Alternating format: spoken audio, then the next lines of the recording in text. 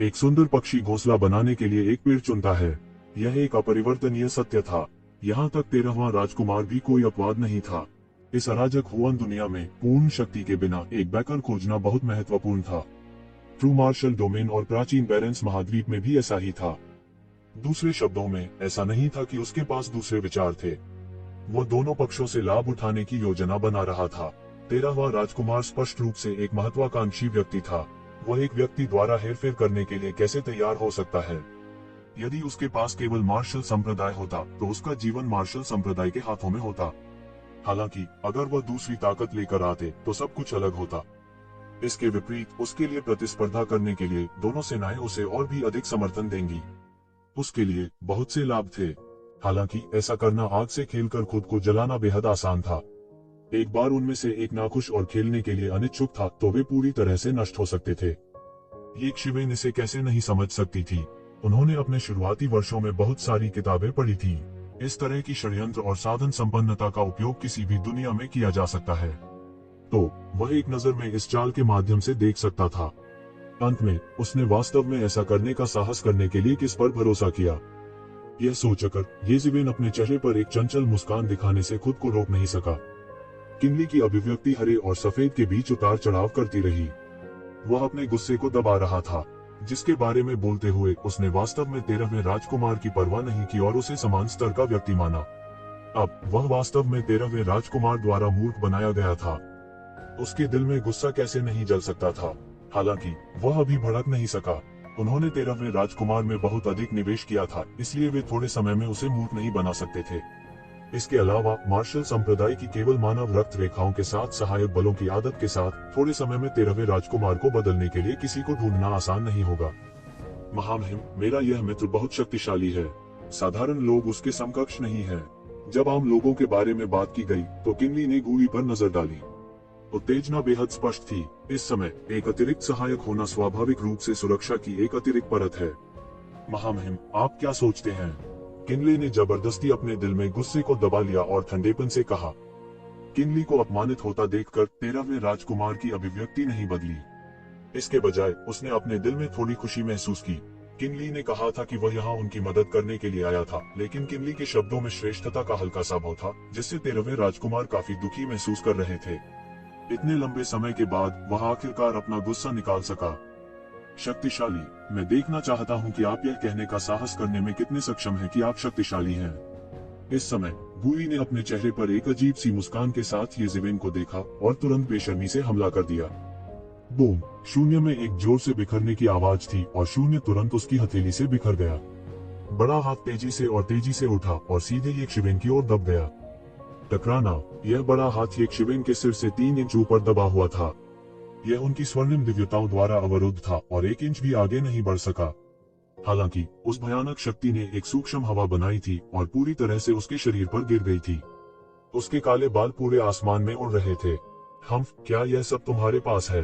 गूई के चेहरे पर कुछ भयावह मुस्कान दिखाई दे रही थी, जैसे कि वह पहले से ही येज़ेबेल के भाग्य को देख सकता था। उसने तुरंत उपहास किया और अपनी ताकत बढ़ा दी। अनगिनत कानूनों ने संघनित किया और फिर जमकर एक बड़े कानून हाथ में बदल दिया, सीधे थप्पड़ मार दिया। Crack crack! येज़ेबेल की सुनहरी दिव्यताएं इंच दर इंच बिखरने लगी और गूई के चेहरे पर मुस्कान अधिक से अधिक जंगली हो गई। जैसे ही उसने सोचा कि वह एक हथेली से येज़ेबेल को मार सकता है, उसने देखा कि एक सुनहरी रोशनी सीधे झिलमिला रही थी। एक ट्रांस में यह पहले से ही उसके सामने आ गया था और फिर एक बड़ा हाथ तुरंत शून्य से बाहर निकल गया, सीधे उसकी गर्दन को पकड़ लिया। उसके पास प्रतिक्रिया करने का समय भी नहीं था और जब वह पहले से ही उसके सामने था तो उसे शून्य से एक भयानक शक्ति का एहसास हुआ और फिर उसकी गर्दन पहले से ही बड़े हाथ से पकड़ ली गई और जमकर जमीन पर दबा दी गई। बूम! जमीन पर एक जोरदार धमाका हुआ और गूई को तुरंत जमीन पर दबा दिया गया, जिससे तुरंत एक विशाल मानव आकार का गड्ढा बन गया और सभी दिशाओं में धुआं और धूल उठी। सब कुछ बहुत तेजी से हुआ था। वास्तव में यह उस समय हुआ था जब चिंगारी को चकमक पत्थर से उड़ान भरने में समय लगता है। गूई ने येज़ेबेल पर हमला किया था, लेकिन किसने सोचा होगा कि गूई येज़ेबेल के पलटवार को रोकने में सक्षम नहीं होगा। उसे येज़ेबेल ने लगभग तुरंत ही पकड़ लिया था। गूई ने जमीन पर संघर्ष किया, लेकिन उसने महसूस किया कि उसके पूरे शरीर की शक्ति एक भयानक कानून द्वारा सील कर दी गई थी और वह बिल्कुल भी शक्ति नहीं खींच सका। उसने केवल यह महसूस किया कि उसकी गर्दन पर हाथ लोहे के घेरे की तरह है जो उसे मजबूती से पकड़े हुए है, जिससे उसके लिए सांस लेना थोड़ा मुश्किल हो रहा है। उसके पूरे शरीर की शक्ति को सील कर दिए जाने के बाद वह एक साधारण व्यक्ति की तरह था और एक पल में ये ज़िवेन द्वारा जिंदा गला घोटने वाला था। उसकी आंखों में कुछ आक्रोश और थोड़ा डर था। उसे ये उम्मीद नहीं थी कि एक शिवेन का पलटवार इतना तेज होगा, इसलिए उसके पास प्रतिक्रिया करने का बिल्कुल भी समय नहीं था और ये शिवेन से हार गया। अगर वह तैयार होता तो सब कुछ निश्चित रूप से अलग होता। वह अपने दिल में दहाड़ रहा था, लेकिन वह हिल नहीं पा रहा था। उसने यक्षिवन को तिरस्कारपूर्ण दृष्टि से देखते हुए देखा और फिर कहा, तुम्हें अभी भी बहुत आगे जाना है। यह 13वें राजकुमार को उम्मीद नहीं थी कि चीजें इस तरह हो जाएंगी। उसने मूल रूप से सोचा था कि गुई जीत जाएगा, लेकिन उसके पास वास्तव में वापस लड़ने की शक्ति नहीं थी और एक चाल में हार गया। वह स्वाभाविक रूप से जानता था कि जिन लोगों को किनली द्वारा पेश किया जा सकता था उनमें स्वाभाविक रूप से असाधारण ताकत थी, लेकिन उन्होंने यह उम्मीद नहीं की थी कि यह असाधारण रूप से कुछ ज्यादा ही होगा। किसी भी मामले में गुई प्रोफाउंड लाइफ रियलम के शुरुआती चरण में भी एक शीर्ष विशेषज्ञ थे और यहाँ तक अतीत में किनली के साथ लड़े थे। यह ठीक इसी वजह से था कि उनमें किनली के खिलाफ लड़ने का आत्मविश्वास था, क्योंकि उनके पास गुई की पीठ थी। कौन जानता था कि गुई ने प्रोफाउंड लाइफ रियलम की ताकत का भी इस्तेमाल नहीं किया और ये ज़िवेन से हार गया। सटीक होने के लिए बस बहुत देर हो चुकी थी। गति बहुत तेज थी और गुई कम से कम सुनहरी रोशनी की चमक देख सकता था, लेकिन बाकी लोग कुछ भी नहीं देख सकते थे। उन्होंने केवल गुई की गर्दन को ये ज़िवेन द्वारा पकड़ा हुआ देखा और वह लगभग मारा गया था। फिर ये ज़िवेन ने गुई को यूं ही जमीन पर फेंक दिया जैसे वह कचरा फेंक रहा हो। उसने उसकी ओर देखा भी नहीं, लेकिन जमीन पर फेंके जाने के बाद भी गुई हिल नहीं सका और उसके पूरे शरीर की शक्ति सील हो गई। इस समय वह बस एक जीवित मृत व्यक्ति की तरह था। चूंकि आपको यहाँ मेरी मदद की जरूरत नहीं है तो मैं जाऊंगा भाईकिन, इस बार मुझे जुबान की दुनिया में लाने के लिए धन्यवाद। अगला, चलो अपने अलग रास्ते चलते हैं। ये ज़िवेन ने 13वें राजकुमार की ओर देखा और कहा। चूंकि 13वां राजकुमार उसे नहीं देखना चाहता था, इसलिए उसके रुकने का कोई मतलब नहीं था। इसके अलावा ऐसा लग रहा था कि किनली का कुछ समय के लिए 13वें राजकुमार से अलग होने का कोई इरादा नहीं था। जाहिर है उसने 13वें राजकुमार के समर्थन के लिए रहने और लड़ने की योजना बनाई। 13वें राजकुमार ने ये ज़िवेन को अपने चेहरे पर एक बदसूरत अभिव्यक्ति के साथ देखा। ये ज़िवेन ने गुई को लापरवाही से अपंग बना दिया था, जिससे उसने एक महान सहायक खो दिया था। गुई गहन जीवन क्षेत्र का विशेषज्ञ था, न कि कुछ गोभी जो सड़क के किनारे पाई जा सकती थी। उनमें से एक को भी जीतना उसके लिए पहले से ही बहुत कठिन था। अब वह कुछ भी पूरा किए बिना इतने अकथनीय तरीके से मर गया था। हालांकि उन्होंने कुछ भी करने की हिम्मत नहीं की। यह एक भयानक अस्तित्व था जो प्रारंभिक चरण के गहन जीवन क्षेत्र विशेषज्ञ को पंगु बना सकता था। इस समय उन्हें थोड़ा पछतावा होने लगा। यदि यक्षिवेन उनके साथ जाती तो शायद यह एक अच्छा विकल्प होता। कम से कम वे इस तरह समाप्त नहीं होते। इससे भी महत्वपूर्ण बात यह है कि गुई की खेती को ये ज़िवेन ने सील कर दिया था। वह ईश्वरीय संघ के लोगों को यह कैसे समझाएगा? इस समय उसने किनली को एक याचना भरी दृष्टि से देखा। किनली ने बस इसे न देखने का नाटक किया और अपना सिर घुमा लिया। पछताने में अब बहुत देर हो चुकी थी। उसने पहले क्या किया था? हालांकि वह अपने दिल में कुछ डरा हुआ भी था। वह लंबे समय से जानता था कि यक्षिवेन सरल नहीं थी। अन्यथा वह प्राचीन फीनिक्स रियल्म की शादी में कहर बरपाने बाद बच निकलने में सक्षम नहीं होता। यह अपने आप में ऐसा कुछ नहीं था जो एक सामान्य व्यक्ति कर सकता था। हालांकि उसने उम्मीद नहीं की थी कि यक्षिवेन वास्तव में सिर्फ एक दर्जन वर्षों में इतना अत्याचारी बन जाएगा। हालांकि उनके आदान प्रदान की गति बहुत तेज थी और गुई को जवाबी कार्रवाई करने का मौका नहीं मिला था, फिर भी 13वें राजकुमार यक्षिवेन की ताकत को कैसे नहीं देख पाए। यहाँ तक अगर गुई ने अपनी पूरी ताकत का इस्तेमाल किया होता तब भी वो यक्षिवेन का मुकाबला नहीं कर पाता। यह केवल अपमानित होने के लिए कह रहा था।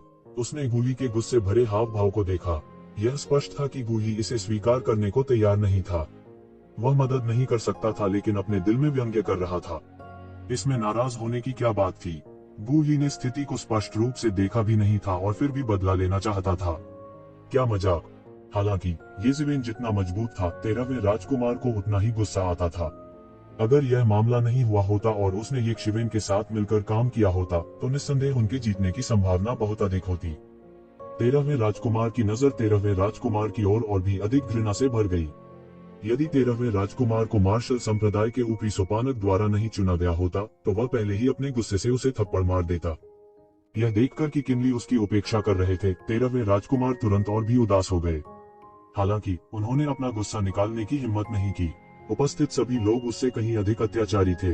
गहन जीवन क्षेत्र, गहन जीवन क्षेत्र। उन्होंने गहन जीवन क्षेत्र में इतना कदम रखने की कभी इच्छा नहीं की थी। यदि उसने गहन जीवन क्षेत्र में कदम नहीं रखा तो वह गहन क्षेत्र के इन विशेषज्ञों की दृष्टि में एक चींटी की तरह होगा। उसका कोई अधिकार नहीं था। फिर भाई किन, मैं पहले छुट्टी लूंगा, ये शिवेन ने अपने हाथ जोड़कर कहा। वह बहुत बेफिक्र था। किसी भी मामले में उसके लिए अकेले रहना अधिक सुविधाजनक था। उसे किसी बात की चिंता करने की जरूरत नहीं थी। इसके विपरीत किसी के भी आसपास होना उसके लिए अधिक आरामदायक था। एक आखिरी दोस्ताना रिमाइंडर, इस बेवकूफ के शरीर पर लगी सील 3 महीने बाद स्वाभाविक रूप से पूर्ववत हो जाएगी। इस अवधि के दौरान यह सबसे अच्छा है कि चालाकी से काम न लिया जाए और इसे पूर्ववत कर दिया जाए, नहीं तो पछताओगे। जब गूई ने यह सुना तो वह इतना क्रोधित हुआ कि उसके सभी छिद्रों से खून बहने लगा। यह बस एक बड़ा अपमान था। दैवीय संघ के एक शीर्ष प्रतिभा के रूप में उनकी एक शानदार प्रतिष्ठा थी। दैवीय मिलन की शक्ति को देखते हुए वे लगभग हर जगह उनका सम्मान करते थे। भले ही किनली के पास एक मार्शल पूर्वज का समर्थन था, फिर भी उसने उसकी ज्यादा परवाह नहीं की। अब उसकी खेती पूरे 3 महीने के लिए सील कर दी गई थी। यह बिल्कुल असहनीय था। यह एक बड़ा अपमान था, एक बड़ा अपमान। वह जितना इस बारे में सोचता उसे उतना ही गुस्सा आता। एक ही पल में वह इतना क्रोधित हुआ कि उसने मुंह भर खून उगल दिया। फिर उन्होंने श्राप दिया, तुम मनुष्य, मेरी खेती को सील करने की तुम्हारी हिम्मत कैसे हुई? क्या तुम जानते हो कि मैं कौन हूँ? तुम्हारी हिम्मत कैसे हुई ईश्वरीय संघ का अपमान करने की? तुम जीने से थक गए होंगे। यहाँ तक अगर आपके पास एक मार्शल पूर्वज का समर्थन है तो भी बच निकलने के बारे में मत सोचो। उद्धरण चिन्ह। वह दहाड़ता रहा और उसका शरीर मृत्यु की अनंत शक्ति उगलता रहा। उसके पीछे अस्थि पंखों का जोड़ा भी फड़फड़ाया। वह ये ज़िवेन की मुहर को तोड़ना चाहता था और उसे खड़े होने में मदद करना चाहता था। वह फिर से खड़ा होना चाहता था। संघर्ष करने के बारे में भी मत सोचो। ये ज़िवेन ने तुरंत एक हैंड सील बनाई। अचानक एक सील पात्र हवा में दिखाई दिया और नीचे गिरा। एक बार फिर बुई को बड़े छेद में धकेल दिया। पेंग, पूरा फर्श पूरी तरह से चकनाचूर हो गया था। 13वें राजकुमार, जो बगल से देख रहा था, अवाक रह गया। यह क्रूर था। आरंभिक गहन जीवन क्षेत्र का विशेषज्ञ उसके हाथों की कठपुतली मात्र था। उसने उसे वैसे ही दबा दिया था। उसके पास प्रतिकार करने की जरा सी भी क्षमता नहीं थी। यह एक चींटी और एक राक्षस के बीच का अंतर जैसा था। इस तरह के अत्याचारी और वहशी साथी के सामने राजा की हवेली सभा में छिपे उन विशेषज्ञों की भी इस दृश्य को देखकर बाहर आने की हिम्मत नहीं हुई। क्या मजाक! यह एक ऐसा व्यक्ति था जो एक गहरे जीवन मंच विशेषज्ञ को मरे हुए कुत्ते की तरह सबक सिखा सकता था। वे इस तरह के अस्तित्व का अपमान कैसे कर सकते थे? इस समय 13वां राजकुमार पछतावे से भर गया। उसे गूई की बात नहीं माननी चाहिए थी और किनली को सबक सिखाना चाहिए था। अपने दिल की गहराई में उसका मार्शल संप्रदाय को दूर भगाने का कोई इरादा नहीं था। उसे सबसे ज्यादा फायदा तभी होगा जब दोनों सेनाएं प्रतिस्पर्धा कर रही हों। अगर उसने मार्शल संप्रदाय का पीछा किया तो वह दिव्य संघ के हाथों में पड़ जाएगा। तब क्या फर्क होगा? यह कुछ ऐसा था जो उनके जैसा महत्वाकांक्षी और निर्दयी व्यक्ति कभी स्वीकार नहीं कर सकता था। फिर भी वह अभी भी अपना गुस्सा निकालने के लिए किनली को थोड़ा शर्मिंदा करना चाहता था। इससे भी महत्वपूर्ण बात, वह किनलाई या मार्शल आर्ट्स ग्रैंड मास्टर को अपनी ताकत दिखाना चाहते थे। वह चाहता था कि वे उसे कम न समझें और उसे मापने के लिए उसके पिछले मानकों का उपयोग न करें। किसने सोचा होगा कि चीजें इस तरह बदल जाएंगी? किनली शर्मिंदा थे। हर कोई देख सकता था कि उसके हाव भाव कितने भद्दे थे। हालांकि उन्हें चेहरे पर थप्पड़ भी मारा गया था। उसने सोचा कि वह बाहरी सहायता, सुदृढ़ीकरण था, लेकिन अंत में वह इतनी आसानी से दबा दिया गया। किनली, जो किनारे पर खड़ा था, उसके चेहरे पर बहुत प्रसन्नता थी। वास्तव में उसके पास बस यह कहने की कमी थी कि ये शिवेन ने अच्छा काम किया है। मुझे परवाह नहीं है कि तुम कौन हो। ये ज़िवेन धीरे धीरे गूई की तरफ चली, फिर सीधे गूई के चेहरे पर कदम रखा, सीधे उसके लंबे जूते के सींग पर कदम रखा। मुझे उन लोगों से नफरत है जो मेरे पिताली गैंग को सबसे ज्यादा बुलाते हैं। ईश्वरीय गठबंधन मुझे डराने में सक्षम होने से बहुत दूर है। मैं स्वर्ग बंजर भूमि महल के बारे में परवाह भी नहीं करता। आपके दिव्य गठबंधन की तो बात ही छोड़िए। जल्द या बाद में आपको इसका पछतावा होगा। ईश्वरीय मिलन को ठेस पहुंचाने के बाद निश्चित रूप से आपका अंत अच्छा नहीं होगा। वह भड़क गया। न केवल उसे सील कर दिया गया, बल्कि उसके चेहरे पर भी पैर रख दिया गया। फेस सटेप ऑन से आपका क्या मतलब है? फेस सटेप ऑन का असली मतलब यही था। वह सीधे आपके चेहरे की ओर दौड़ा और किसी और चीज की परवाह नहीं की। क्या आप लोग अधिक रचनात्मक नहीं हो सकते? क्या आप अपनी पंक्तियां बदल सकते हैं? ये ज़िवेन असहाय दिख रही थी। फिर उसने किनली को देखा और कहा, भाई किन, वास्तव में ईश्वरीय मिलन की पृष्ठभूमि क्या है? ये शिवेन की बातें सुनकर हर कोई बेहोश हो गया। पहले जब उन्होंने उसकी भावपूर्ण अभिव्यक्ति देखी तो उन्होंने सोचा था कि वह ईश्वरीय मिलन की पृष्ठभूमि को जानता है और उसकी परवाह नहीं करता। अंत में यह पता चला कि वह यह भी नहीं जानता था कि ईश्वरीय मिलन क्या है। अज्ञानी, वह बहुत अज्ञानी है, वह यह भी नहीं जानता कि ईश्वरीय मिलन क्या है। 13वां राजकुमार और अन्य लोग चुपके से शाप देने के अलावा कुछ नहीं कर सकते थे। हालांकि उन्होंने इसे जोर से कहने की हिम्मत नहीं की, अन्यथा अगर यह आदमी पागल हो गया तो कोई नहीं पूरा महल उसे रोकने में सक्षम होगा। जहां तक ली पर भरोसा करने की बात है वह और भी अविश्वसनीय था। उनमें से 2 स्पष्ट रूप से साठगांठ में थे। केवल किनली को पता था कि येज़ेबेल रहस्यमयी दुनिया से नहीं थी, इसलिए यह बहुत सामान्य था कि वह ईश्वरीय मिलन के बारे में नहीं जानता था। उसने एक पल के लिए विचार किया और फिर गुप्त टेलीपैथी के माध्यम से कहा, द डिवाइन यूनियन एक धार्मिक संगठन है जो हाल के वर्षों में उभरा है। इसकी स्थापना एक भयानक बिजली घर द्वारा की गई थी। इस संगठन का एकमात्र उद्देश्य इस नेता को देवता बनाना है। ईश्वरीय संघ के लोग भी दृढ़ विश्वास करते हैं कि इस संगठन का नेता एक सच्चा देवता है। पिछले कुछ वर्षों में इसके उद्भव के बाद से यह बहुत तेजी से विस्तारित हुआ है। इसकी ताकत भी बहुत अत्याचारी हो गई है। हालांकि इसकी तुलना हेवन वेस्टलैंड पैलेस जैसी पुरानी ताकतों से नहीं की जा सकती, फिर भी यह काफी मजबूत है। येज़ेबेल ने यह सुनने के बाद सिर हिलाया और कहा, तो यह एक पंथ संगठन है जो व्यक्तिगत पूजा करता है। मैं अब समझ गया हूँ। पफट गूही ने सीधे फिर से खून की उल्टी की। उनके जैसे दिव्य संघ के सदस्य के लिए नेता एक जीवित देवता था। दैवीय संघ को विकसित करना और मजबूत करना उनका सबसे कट्टर लक्ष्य था। अब येज़ेबेल ने वास्तव में इसे एक पंथ संगठन कहा था। एक पंथ संगठन। वह चिंतित हुए बिना नहीं रह सका और मुंह भर खून थूक दिया। टकराना। येज़ेबेल ने एक बार फिर गूही के चेहरे पर कदम रखा और कहा, क्या यह सिर्फ एक पंथ संगठन नहीं है? इसमें घमंड करने की क्या बात है? तुमने मुझे इतना डरा दिया कि मैं डर गया। मुझे लगा कि तुम वास्तव में देवताओं के गठबंधन हो। मैं बहुत डर गया हूँ। क्या करूँ? हालांकि उन्होंने कहा कि उन्हें डर लग रहा है, लेकिन उनके चेहरे पर डर का कोई निशान नहीं था। इससे गूही को ऐसा लग रहा था कि वो सच में खून की उल्टी करने वाला है। मैं तुम्हें मारने जा रहा हूँ। मैं निश्चित रूप से तुम्हें मार डालूंगा।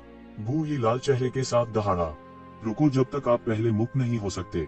येज़ेबेल ने उपहास किया और कहा, मुझे परवाह नहीं है कि तुम्हारा पंथ क्या करना चाहता है, लेकिन मैं तुम्हें सलाह देता हूँ कि मुझे उकसाओ मत।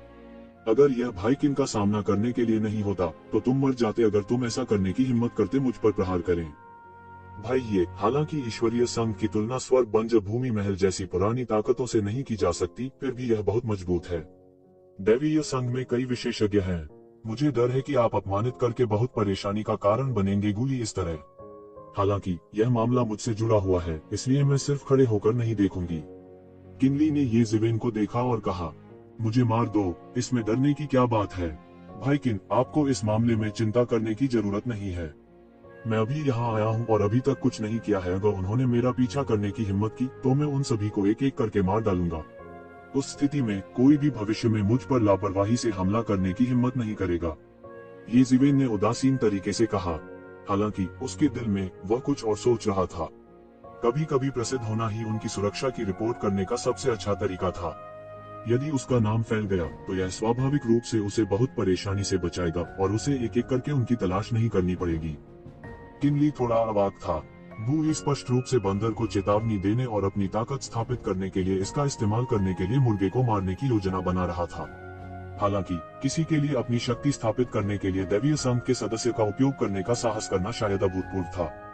भले ही वह जानता था कि ईश्वरीय मिलन कितना शक्तिशाली था, फिर भी उसने ऐसा करने का साहस किया।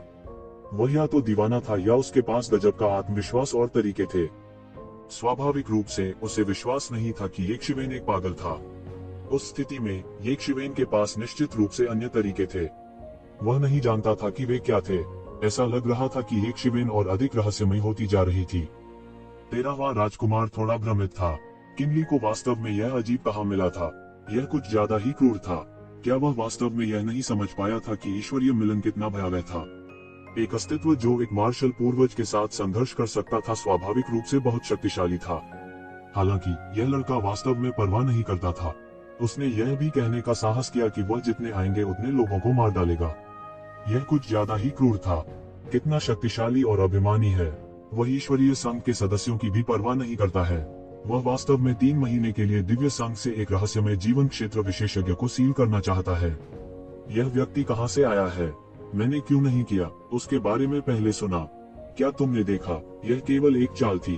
जब से गूरी राजकुमार की हवेली में आया है वह अहंकारी और दबंग है। वह हमें समर्पित विशेषज्ञों को अपनी नजरों में भी नहीं रखता। लेकिन इसका क्या फायदा, ये शिवेन के सामने वो एक चाल भी नहीं झेल सका और पूरी तरह से हार गया। हाँ, वह बस जवाबी कार्रवाई नहीं कर सकता था। क्या ये जिवेन पहले से ही मध्यवर्ती रहस्यमय जीवन क्षेत्र में प्रवेश कर चुकी थी? अन्यथा वह इतना शक्तिशाली कैसे हो सकता था? मैं नहीं जानता। हम एक रहस्यमय क्षेत्र विशेषज्ञ की गहराई को कैसे देख सकते हैं? यह बहुत अच्छा है। क्या गू ही अभिमानी नहीं है? क्या वह दबंग नहीं है? क्या उसे हमारी परवाह नहीं है? यह भी खूब रही। 3 महीने तक सील रहने के बाद वह अपन की तरह है। आइए देखें कि भविष्य में वह हमारे सामने अपना सिर कैसे उठा सकता है। उद्धरण चिन्ह। इस समय सम्राट के महल में कई अभिषेक करने वाले लोग शोर मचाने से खुद को रोक नहीं पाए। हालांकि उन्होंने लड़ाई में हस्तक्षेप करने की हिम्मत नहीं की, इसका मतलब यह नहीं था कि वे ध्यान नहीं दे रहे थे। मिस्टीरियस लाइफ रियलम के 2 विशेषज्ञों के बीच लड़ाई सीखने का एक उत्कृष्ट अवसर होना चाहिए था। किसने सोचा होगा कि यह वास्तव में एक तरफा स्थिति होगी जहां वे बिल्कुल भी जवाबी कार्रवाई नहीं कर सकते। जब वे अचंभे में पड़ गए तो वे आह भरे बिना न रह सके। यह अफसोस की बात है कि इतना अच्छा मौका बर्बाद हो गया। उस मामले में मैं लंबे समय तक नहीं रहूंगा किन भाई, चलो अगली बार फिर मिलते हैं। ये जिवेन ने अपने हाथों को थपथपाया और राजा के महल से बाहर निकल गई। विशाल सम्राट के महल में किसी ने भी ये जिवेन को रोकने की हिम्मत नहीं की। इस समय 13वें राजकुमार का चेहरा पहले से ही राख हो चुका था। उसके चेहरे पर थप्पड़ मारा गया था। यह चेहरे पर एक तमाचा था। ये जिवेन द्वारा गूली को सील करने के बाद उसने अपने हाथों से ताली बजाई और चला गया। हालांकि यह मामला जल्द ही कई लोगों की नजरों में हॉट टॉपिक बन गया। यद्यपि 13वें राजकुमार का इरादा महल का प्रबंधन करने का था, लेकिन वह इसे लोहे की बाल्टी की तरह प्रबंधित नहीं कर सका। यह बिल्कुल असंभव था। इसके अलावा 13वां राजकुमार भी सिंहासन के लिए एक मजबूत उम्मीदवार था, इसलिए वह कई लोगों के ध्यान का केंद्र था। इसलिए यह खबर बहुत जल्दी लोगों की नजरों में एक गर्म विषय बन गई। बहुत जल्द सभी को ईश्वरीय मिलन के प्राचीन अर्थ के बारे में पता चल गया। किसी ने वास्तव में उसकी खेती को सील कर दिया था और उसे राजा के महल में लगातार कोस रहा था।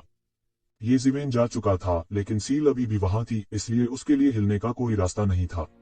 एक बार जब उन्होंने उसे ले जाने की कोशिश की तो उन्हें मौके पर ही वापस भेज दिया जाएगा। और जब उन्होंने किनली को पाया तो किनली के चेहरे पर एक बेबसी छा गई। वह उन्हें कोई मुंह दिखाने को तैयार नहीं था। यह सिर्फ चेहरे पर एक तमाचा था। यह न केवल ईश्वरीय संघ के चेहरे पर एक थप्पड़ था, बल्कि यह 13वें राजकुमार के चेहरे पर भी एक थप्पड़ था। आखिरकार यह उनके महल में हुआ था और बुरी को आसानी से दूर नहीं किया जा सकता था। अधिक से अधिक लोगों ने इस मामले पर ध्यान देना शुरू किया। डिवाइन यूनियन के गूली को तुरंत सील कर दिए जाने की खबर ने डार्क नेशन की पूरी राजधानी को उड़ा दिया। कई लोगों की नजर में यह कोई मामूली बात नहीं थी। जैसा कि अनडेड सोल रसातल खुलने वाला था, विभिन्न प्रमुख शक्तियों के प्रतिनिधियों ने भी आने का साहस किया। यद्यपि ईश्वरीय संघ उनमें सबसे मजबूत नहीं था, यह निस्संदेह उनमें से एक था। पिछले कुछ वर्षों में दैवीय संघ की गति बेहद तेज थी और इसके तंबू पूरे रहस्यमय दुनिया में गहराई तक घुस गए थे, जिससे कई पुरानी शक्तियां नाखुश थीं। इसलिए बहुत से लोग ईश्वरीय मिलन को स्वयं को मूर्ख बनाते हुए देखना चाहते थे। इस बार दिव्य संघ के बेशकीमती शिष्य बूली शामिल थे। कोई इसे कैसे भी देखे, यह एक बहुत ही मनोरंजक मामला था। बूली के लिए वह इस समय अपनी भावनाओं का वर्णन करने में असमर्थ था। उनका चेहरा पहले ही गुस्से से पूरी तरह लाल हो चुका था। वह स्पष्ट रूप से महसूस कर सकता था कि हालांकि कोई भी नहीं आया था, वांग मैंशन के भीतर से कुछ शक्तिशाली चेतनाएं आ रही थी। यहाँ तक वांग मैंशन द्वारा स्थापित फॉर्मेशन भी उन्हें ब्लॉक करने में असमर्थ था। इसके अलावा ये सभी जीवन स्तर के गहन विशेषज्ञ थे। दूसरे शब्दों में, उसका घिनौना रूप गहन जीवन स्तर के विशेषज्ञों के घेरे में तेजी से फैल जाएगा। जब उसने यह सोचा तो उसने अपने दांत इतनी जोर से पीसे कि वे टूटकर बिखर गए। यह एक अभूतपूर्व अपमान था और इस प्रकार का अपमान उसे मारने से भी अधिक असहनीय था। अगर यह इस तथ्य के लिए नहीं था कि उसे सील कर दिया गया था, तो उसे आत्महत्या करने की भी इच्छा होगी। ऐसा अपमान कोई नहीं सह सकता था। यह उसके जैसे शक्तिशाली विशेषज्ञ के लिए विशेष रूप से सच था, जिसकी हुआन दुनिया में एक निश्चित स्थिति थी। हा, बू ही इस बार समाप्त हो गया है। देखते हैं कि दिव्य संघ के लोग क्या करने जा रहे हैं। एक गहन जीवन चरण विशेषज्ञ को वास्तव में इस तरह अपमानित किया गया है कि अगुई के पास अभी भी भविष्य में खुद को दिखाने के लिए चेहरा होगा।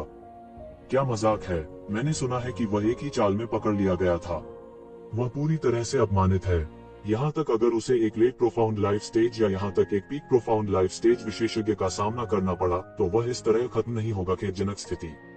क्या उसके पास अभी भी दूसरों को देखने के लिए चेहरा होगा? अगर मैं उसकी जगह होता तो मुझे निश्चित रूप से छिपने के लिए एक छेद मिल जाता। उद्धरण चिन्ह। वास्तव में अगर वह इस तरह लौटता है तो ईश्वरीय संघ के लोग भी उसे आसानी से जाने नहीं देंगे। उसने ईश्वरीय संघ का चेहरा हुआन दुनिया में फेंक दिया है। मैं कल्पना नहीं कर सकता कि भविष्य में उसका भविष्य कैसा होगा। इस बार ये ज़िवेन शायद उसके दिल में एक छाया बन जाएगी। मुझे डर है कि वह बाकी के लिए इससे छुटकारा नहीं पा सकेगा। उसका जीवन, भले ही वह एक दिन ये शिवेन को मार दे, इससे कोई फर्क नहीं पड़ेगा। इस तरह के अपमान को हर कोई पहले ही जान चुका है। हालांकि यही ज़िवेन कहां से आया? वह इतना उत्कृष्ट कैसे हो सकता है? कोई फर्क नहीं पड़ता कि गुई कितना कमजोर है, वह अभी भी एक शुरुआती गहरा जीवन चरण विशेषज्ञ है। वह वास्तव में एक ही चाल में पकड़ लिया गया था। वह इतना कैसे हो सकता है ताकतवर? मैंने ऐसे व्यक्ति के बारे में कभी क्यों नहीं सुना? किसी भी मामले में वह किनली द्वारा लाया गया व्यक्ति है। स्वाभाविक रूप से वह कमजोर नहीं हो सकता। हालांकि हमें अभी भी जल्दी से किसी को ये ज़िवेन की पृष्ठभूमि की जांच करने के लिए भेजना होगा। यह बहुत संभावना है कि वह बाहरी डोमेन से है। अगर वह जुबान वर्ल्ड का विशेषज्ञ है तो हम उसके बारे में कैसे नहीं सुन सकते? हालांकि ये आवाजें दिव्य भावना के माध्यम से संचार कर रही थी। ऐसा लग रहा था कि गुई ने गलती से उन्हें सुन लिया था। गुई का चेहरा पहले से ही पूरी तरह से पीला पड़ गया था। उसके पास किसी को देखने के लिए बस कोई चेहरा नहीं था। उसे खुद को मारने का आग्रह था। धिक्कार है, धिक्कार है, धिक्कार है। मेरे बाहर निकलने की प्रतीक्षा करो। मैं निश्चित रूप से तुम्हें मार डालूंगा, ये ज़िवेन। वह दहाड़ता रहा, लेकिन उसकी आवाज महल के बाहर तक नहीं पहुंच सकी। उसकी खेती को सील कर दिया गया था। इस समय वह अधिक से अधिक एक सामान्य व्यक्ति की तरह था। इस समय 13वें राजकुमार ने गुई को अजीब तरह से देखा। वह नहीं जानता था कि क्या करे। वह मन ही मन बड़बड़ा भी रहा था। गुई बहुत बेकार था। वह वास्तव में एक ही चाल में कब्जा कर लिया गया था। इतनी कमजोर ताकत के साथ भी उसने वास्तव में उसे किनली का विरोध करने के लिए उकसाने का साहस किया था। इस बारे में सोचते हुए वह साधारण रूप से पछताए बिना न रह सका। उन्हें उनकी बात बिल्कुल नहीं सुननी चाहिए थी। यह तो बस एक जाल था। किनली के रवैये को देखते हुए यह स्पष्ट था कि अभी अभी जो हुआ था उसने किनली को पूरी तरह से क्रोधित कर दिया था। इस समय मदद के लिए उस पर भरोसा करना असंभव था। इसके अलावा उनकी राय में भले ही किनली ने हाथ दिया हो, यह संभावना नहीं थी कि वह इस प्रतिबंध को पूर्ववत कर पाएंगे। जल्दी करो, जल्दी से किसी को दिव्य संघ के शिविर में भेजो और दिव्य संघ के बुजुर्गों को आमंत्रित करो। बहुत देर तक सोचने के बाद 13वें राजकुमार ने आह भरी और अपने परिचारक को निर्देश दिया। किनली इस समय कोई चाल नहीं चलेंगे। इसके अलावा उसके पक्ष में कोई शक्तिशाली लोग नहीं थे जो इस स्तर तक पहुंचे हों। यद्यपि कुछ गहन जीवन अवस्था विशेषज्ञ थे, वे सभी स्वतंत्र कृषक थे। उनकी तुलना बड़े तबके के अभिजात वर्ग से कैसे की जा सकती है? काफी देर तक सोचने के बाद भी उन्हें ईश्वरीय मिलन का ख्याल आया। परिचारक को आदेश मिलने के बाद वह तुरंत बिना किसी देरी के उन्हें आमंत्रित करने के लिए दिव्य संघ के शिविर में पहुंचे। हालांकि इससे पहले कि वह महल से बाहर कदम रख पाता, उसे आकाश से एक असीम आभा उतरती महसूस हुई। फिर शानदार वस्त्रों में 3 बूढ़े आदमी आसमान से उतरे और महल में उतरे। उसी समय शानदार लबादों में 3 बूढ़े लोग जब यह देखा कि गुई की खेती पूरी तरह से बंद हो गई है तो वे आह भर रहे थे। वे इतने उदास थे कि वे खून की उल्टी करना चाहते थे।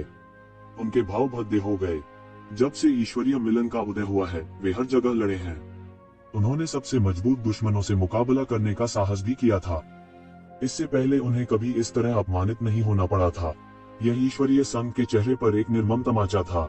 अतीत में ईश्वरीय संघ के शत्रु कभी भी ईश्वरीय संघ को अपमानित करने के बारे में नहीं सोचेंगे, भले ही उन्हें किसी की हत्या करनी पड़े। आखिर यह किसी की जान लेने से भी ज्यादा गंभीर था। यह संपूर्ण ईश्वरीय संघ की प्रतिष्ठा के लिए एक उत्तेजना थी। धत्तेरी की तो ज़िवेन ने वास्तव में दिव्य संघ के लोगों को अपमानित करने का साहस किया। वह वास्तव में मरने के योग्य है। समूह का नेता, एक पीला चेहरा और बिना दाढ़ी वाला एक बूढ़ा व्यक्ति, इतना क्रोधित था कि उसका पूरा शरीर कांप रहा था। एक पल में उसके शरीर से एक शक्तिशाली आभा फूट पड़ी। यह एक भयानक विशेषज्ञ था जो लाशों के पहाड़ और खून के समुद्र से रेंग कर निकला था। जिस तेजी से खबर फैली थी, उसके कारण वे इतनी तेजी से वहां से भागने में सफल रहे थे। इसकी खबर मिलते ही उन्हें मिल गई थी। यह कहा गया था कि दिव्य संघ के लोगों को धमकाया गया था। तीनों बुजुर्ग गुस्से से उबल रहे थे। ईश्वरीय संघ हमेशा दूसरों को धमकाने वाला रहा है। कब से किसी ने ईश्वरीय संघ को धमकाने की हिम्मत की है? वे जीने से थक गए होंगे। इस बार वे विशेष रूप से गुई का समर्थन करने आए थे। हालांकि वे अपनी उम्र के कारण व्यक्तिगत रूप से मरे हुए रसातल में नहीं जा रहे थे, फिर भी वे गुई का समर्थन कर सकते थे और समय आने पर परिधि से सहायता प्रदान कर सकते थे। कई लोगों की राय में मरे रसातल पहले से ही केक का एक स्वादिष्ट टुकड़ा बन गया था। जब तक उनके पास कुछ साधन होते, वे इसे जाने देने को तैयार नहीं होते। किसने सोचा होगा कि वास्तव में ऐसा कुछ होगा। उन्हें गूली का समर्थन करने और अंधेरे के राष्ट्र में दिव्य संघ के बैनर को स्थापित करने का मौका भी नहीं मिला था, फिर भी वे पहले ही इस तरह से रौंद दिए गए थे। जब तक वे येज़ेवेन के दरवाजे पर पहुंचे, येज़ेवेन पहले ही निकल चुकी थी और कहीं दिखाई नहीं दे रही थी। घटनास्थल की स्थिति उस बुरी स्थिति से भी बदतर थी जिसकी उन्होंने कल्पना की थी।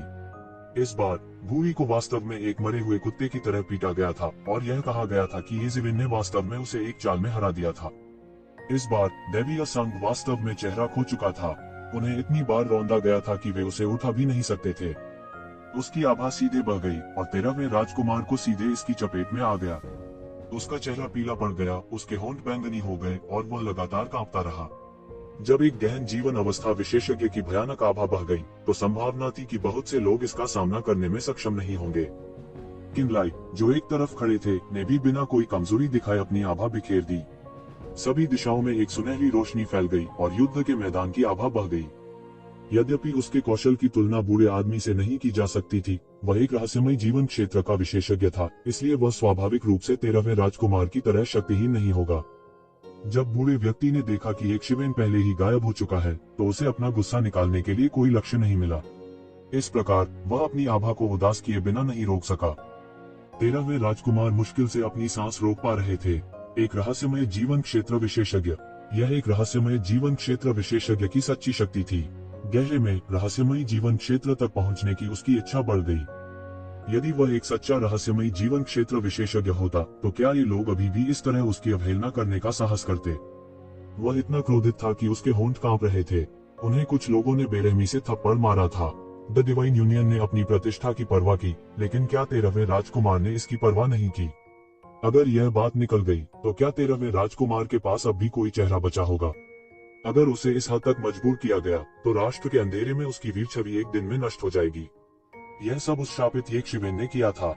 इस समय सफेद चेहरे वाला, बिना दाढ़ी वाला बूढ़ा सीधे किनली की दिशा में देख रहा था। उसकी आंखें ठंडी और निर्दयी थी, मानो वह किनले को आधा फाड़ देना चाहता हो। उसने अफवाहों से यह भी जान लिया था कि किनलाई ही वह थे जो इस शापित येज़ेवेन को ईश्वरीय मिलन में लाए थे। उसके पास यह संदेह करने का कारण भी था कि मार्शल संप्रदाय ने इसकी योजना बनाई थी। मार्शल संप्रदाय जानता था कि दैवीय संघ ने 13वें राजकुमार के मामलों में हस्तक्षेप किया था, इसलिए उन्होंने इसके ठीक विपरीत करने का फैसला किया और दैवीय संघ को चेहरे पर थप्पड़ मारा ताकि 13वें राजकुमार अपना मन बदल लें। किनलाई, क्या ऐसा हो सकता है कि यह आपके मार्शल संप्रदाय द्वारा किया गया हो? सफेद चेहरे वाले, बिना दाढ़ी वाले बुजुर्ग ने किनली को देखते हुए अपने दांत पीस लिए। इसका मार्शल संप्रदाय से क्या लेना देना है? वह मार्शल संप्रदाय का सदस्य नहीं है। मैं नियंत्रित नहीं कर सकता कि वह क्या करना चाहता है। इसके अलावा गूली वास्तव में पिटाई के लिए कह रहा है। अगर मैं उसकी जगह होता तो मैं उसे जरूर सबक सिखाता। अपनी सीमाओं को लांघने का क्या मतलब है? किनली ने उपहास किया। उसकी आभा इंद्रधनुष की तरह थी और उसने बिल्कुल भी नहीं दिया। उसका पीछे हटने का जरा सा भी इरादा नहीं था। बूढ़े का चेहरा और भी भद्दा हो गया। किनली स्पष्ट रूप से इस मामले का उपयोग अपनी सीमाओं को पार करने के लिए दिव्य संघ का उपहास करने के लिए कर रहे थे। वह यह भी जानता था कि यह सही नहीं था। आखिरकार नेशन ऑफ डार्कनेस में इतने सारे राजकुमार और राजकुमारियां थीं। क्या वे बेतरतीब ढंग से समर्थन करने के लिए किसी एक को नहीं चुन सकते थे? उन्हें अध्यक्ष वू के साथ 13वें राजकुमार को क्यों निशाना बनाना पड़ा? इस तरह की कार्रवाई की पीठ में आलोचना होगी। इसके अलावा आधे रास्ते में शामिल होना शुरू से ही किसी का पोषण करने जितना अच्छा नहीं था। हालांकि मरे हुए रसातल का खुलना आसान था, इसलिए उनके पास और कोई विकल्प नहीं था। इतने कम समय में योग्य राजकुमार का चुनाव करना आसान नहीं होगा। यही कारण था कि वे मार्शल संप्रदाय से मुकाबला करना चाहते थे। कोई बात नहीं, जैसा कि कहा जाता है, यहाँ तक एक मजबूत अजगर भी अपने क्षेत्र में एक सांप को नहीं दबा सकता। ऐसा लग रहा था कि मार्शल आर्ट्स ग्रैंड मास्टर्स को धमकाना आसान था। इस मामले को मार्शल संप्रदाय के लोगों द्वारा उकसाया गया था। आपको ईश्वरीय संघ को स्पष्टीकरण देना होगा। उसे पहले जाने दें, बूढ़े ने कहा। आपका क्या मतलब है कि हमने इसे शुरू किया? आप किसी से भी पूछ सकते हैं कि क्या यह हम थे या उस बेवकूफ बूढ़ी ने इसे सबसे पहले शुरू किया था। वह सोचता है कि वह जय है। हम क्या कर सकते हैं? किनली ने उपहास के साथ कहा। क्या इसके अलावा तो क्या हुआ अगर हम पहले हमला करने वाले थे? हमने अभी तक आपसे स्पष्टीकरण भी नहीं मांगा है। आप वास्तव में हमसे स्पष्टीकरण चाहते हैं? तुम? बूढ़े का दम घुट गया। उसका चेहरा लाल हो गया। वह किनली को मारने के अलावा और कुछ नहीं चाहता था, लेकिन उसने ऐसा करने की हिम्मत नहीं की। किनलाई के पीछे एक विशाल हस्ती खड़ी थी, एक मार्शल पूर्वज। हालांकि एक शक्तिशाली अजगर एक स्थानीय सांप को नहीं दबा सकता था, फिर भी उससे निपटना आसान होगा। मैंने पहले कहा है, वह मेरा दोस्त है, लेकिन मैं उसके मामलों में हस्तक्षेप नहीं कर सकता। यदि आपके पास क्षमता है तो आप इस मोहर को पूर्ववत करने का प्रयास कर सकते हैं। किनलाई ने बूढ़े व्यक्ति की ओर देखा और उदासीनता से कहा। वह जानता था कि बूढ़ा निश्चित रूप से लापरवाही से काम करने की हिम्मत नहीं करेगा। क्या आपको लगता है कि मैं आपका कुछ नहीं कर सकता? गोरी चमड़ी वाले, बिना दाढ़ी वाले बूढ़े ने सीधे गहरी सांस ली। एक पल के लिए सभी दिशाओं में हवा और बादल उठे और आसपास की आध्यात्मिक ऊर्जा पूरी तरह से भ्रमित हो गई। वह एक कदम उठाने जा रहा है। यह दिव्य संघ का एक और सर्वशक्तिमान विशेषज्ञ है। ऐसा कहा जाता है कि वह आमतौर पर दिव्य संघ के लिए लड़ता है। इस बार वह विशेष रूप से गूली का समर्थन करने आया था। किसने सोचा होगा कि वास्तव में ऐसा कुछ होगा? यह दिलचस्प है। दिव्य संघ के लोग मार्शल पूर्वज के लोगों के साथ संघर्ष करने जा रहे हैं। मुझे विश्वास नहीं होता कि ये इवेंट को मार्शल पूर्वज द्वारा व्यवस्थित नहीं किया गया था। चेहरे पर यह तमाचा वाकई दिलचस्प है। हा हा हा हा, बिल्कुल सही। दैवीय संघ के लोगों ने सोचा कि मार्शल पूर्वज एक धक्का देने वाला था। उन्होंने इस बार एक लोहे की प्लेट को मारा होगा। हालांकि वे जितना अधिक कर सकते हैं, वह दिव्य संघ के लोगों को थोड़ा अपमानित कर सकते हैं। मुहर बहुत जल्द पूर्ववत हो जाएगी। ये लोग दिव्य संघ के सभी शक्तिशाली विशेषज्ञ हैं। उनकी प्रतिष्ठा ने पहले ही रहस्यमय दुनिया को हिला दिया है। तुम सब दफा हो जाओ। जो कोई भी ईश्वरीय संघ के लोगों की जासूसी करने की हिम्मत करेगा, उसे बिना दया के मार दिया जाएगा। गोरे चमड़ी वाले, दाढ़ी वाले बूढ़े आदमी की निगाहें चील की तरह तेज थी, क्योंकि उसने आसपास का सर्वेक्षण किया था। फिर वह जोर से चिल्लाया और आत्मा चेतना जिसने जांच की थी वह तुरंत बिखर गई। पीछे कुछ भी नहीं बचा। एक पल में पूरी राजधानी में इस मामले पर ध्यान दे रहे कई विशेषज्ञों की थोड़ी किरकिरी हुई। उन्हें उम्मीद नहीं थी कि यह गोरा चिट्टा, दाढ़ी मूंछ वाला बूढ़ा बिना किसी कारण या चेतावनी के ऐसा करेगा। धिक्कार है, ईश्वरीय संघ के लोग बहुत अत्याचारी हैं। उन्होंने वास्तव में बिना कारण पूछे ही हमला कर दिया। धतेरी की, क्या वे सिर्फ इस तथ्य पर भरोसा नहीं कर रहे हैं कि उनका नेता डीओ सत्यापन तक पहुंचने वाला है? इतना अहंकारी होने में क्या अच्छा है? उद्धरण चिन्ह। क्या यह पर्याप्त नहीं है कि वह डीओ सत्यापन तक पहुंचने वाला है? वह अभी तक डीओ सत्यापन तक नहीं पहुंचा है। जब तक वह ऐसा करेगा, वह नायकों के एक समूह का नेता होगा। यहाँ तक बंजर भूमि, महल और इसी तरह की अन्य चीजों पर भी उसकी छाया पड़ जाएगी। यद्यपि उनकी नींव इतनी गहरी नहीं है, जब तक उनके पास एक ईश्वर स्तर का विशेषज्ञ है जो दाव सत्यापन तक पहुंच गया है, उनकी नींव एक मजाक होगी। भगवान हमेशा के लिए मौजूद है, इसलिए समय के साथ बनाई गई नींव उनके लिए बिल्कुल भी मायने नहीं रखती है। उनके पास हर समय है। इस दैवीय संघ विशेषज्ञ के अत्याचारी व्यवहार ने कई लोगों को उसे कोसने पर मजबूर कर दिया।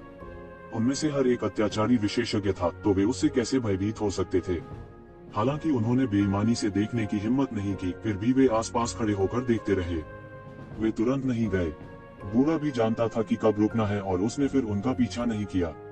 अन्यथा ईश्वरीय संघ ने मार्शल पूर्वज को नाराज नहीं किया होता। उन्होंने अन्य सभी शक्तियों को नाराज कर दिया होगा।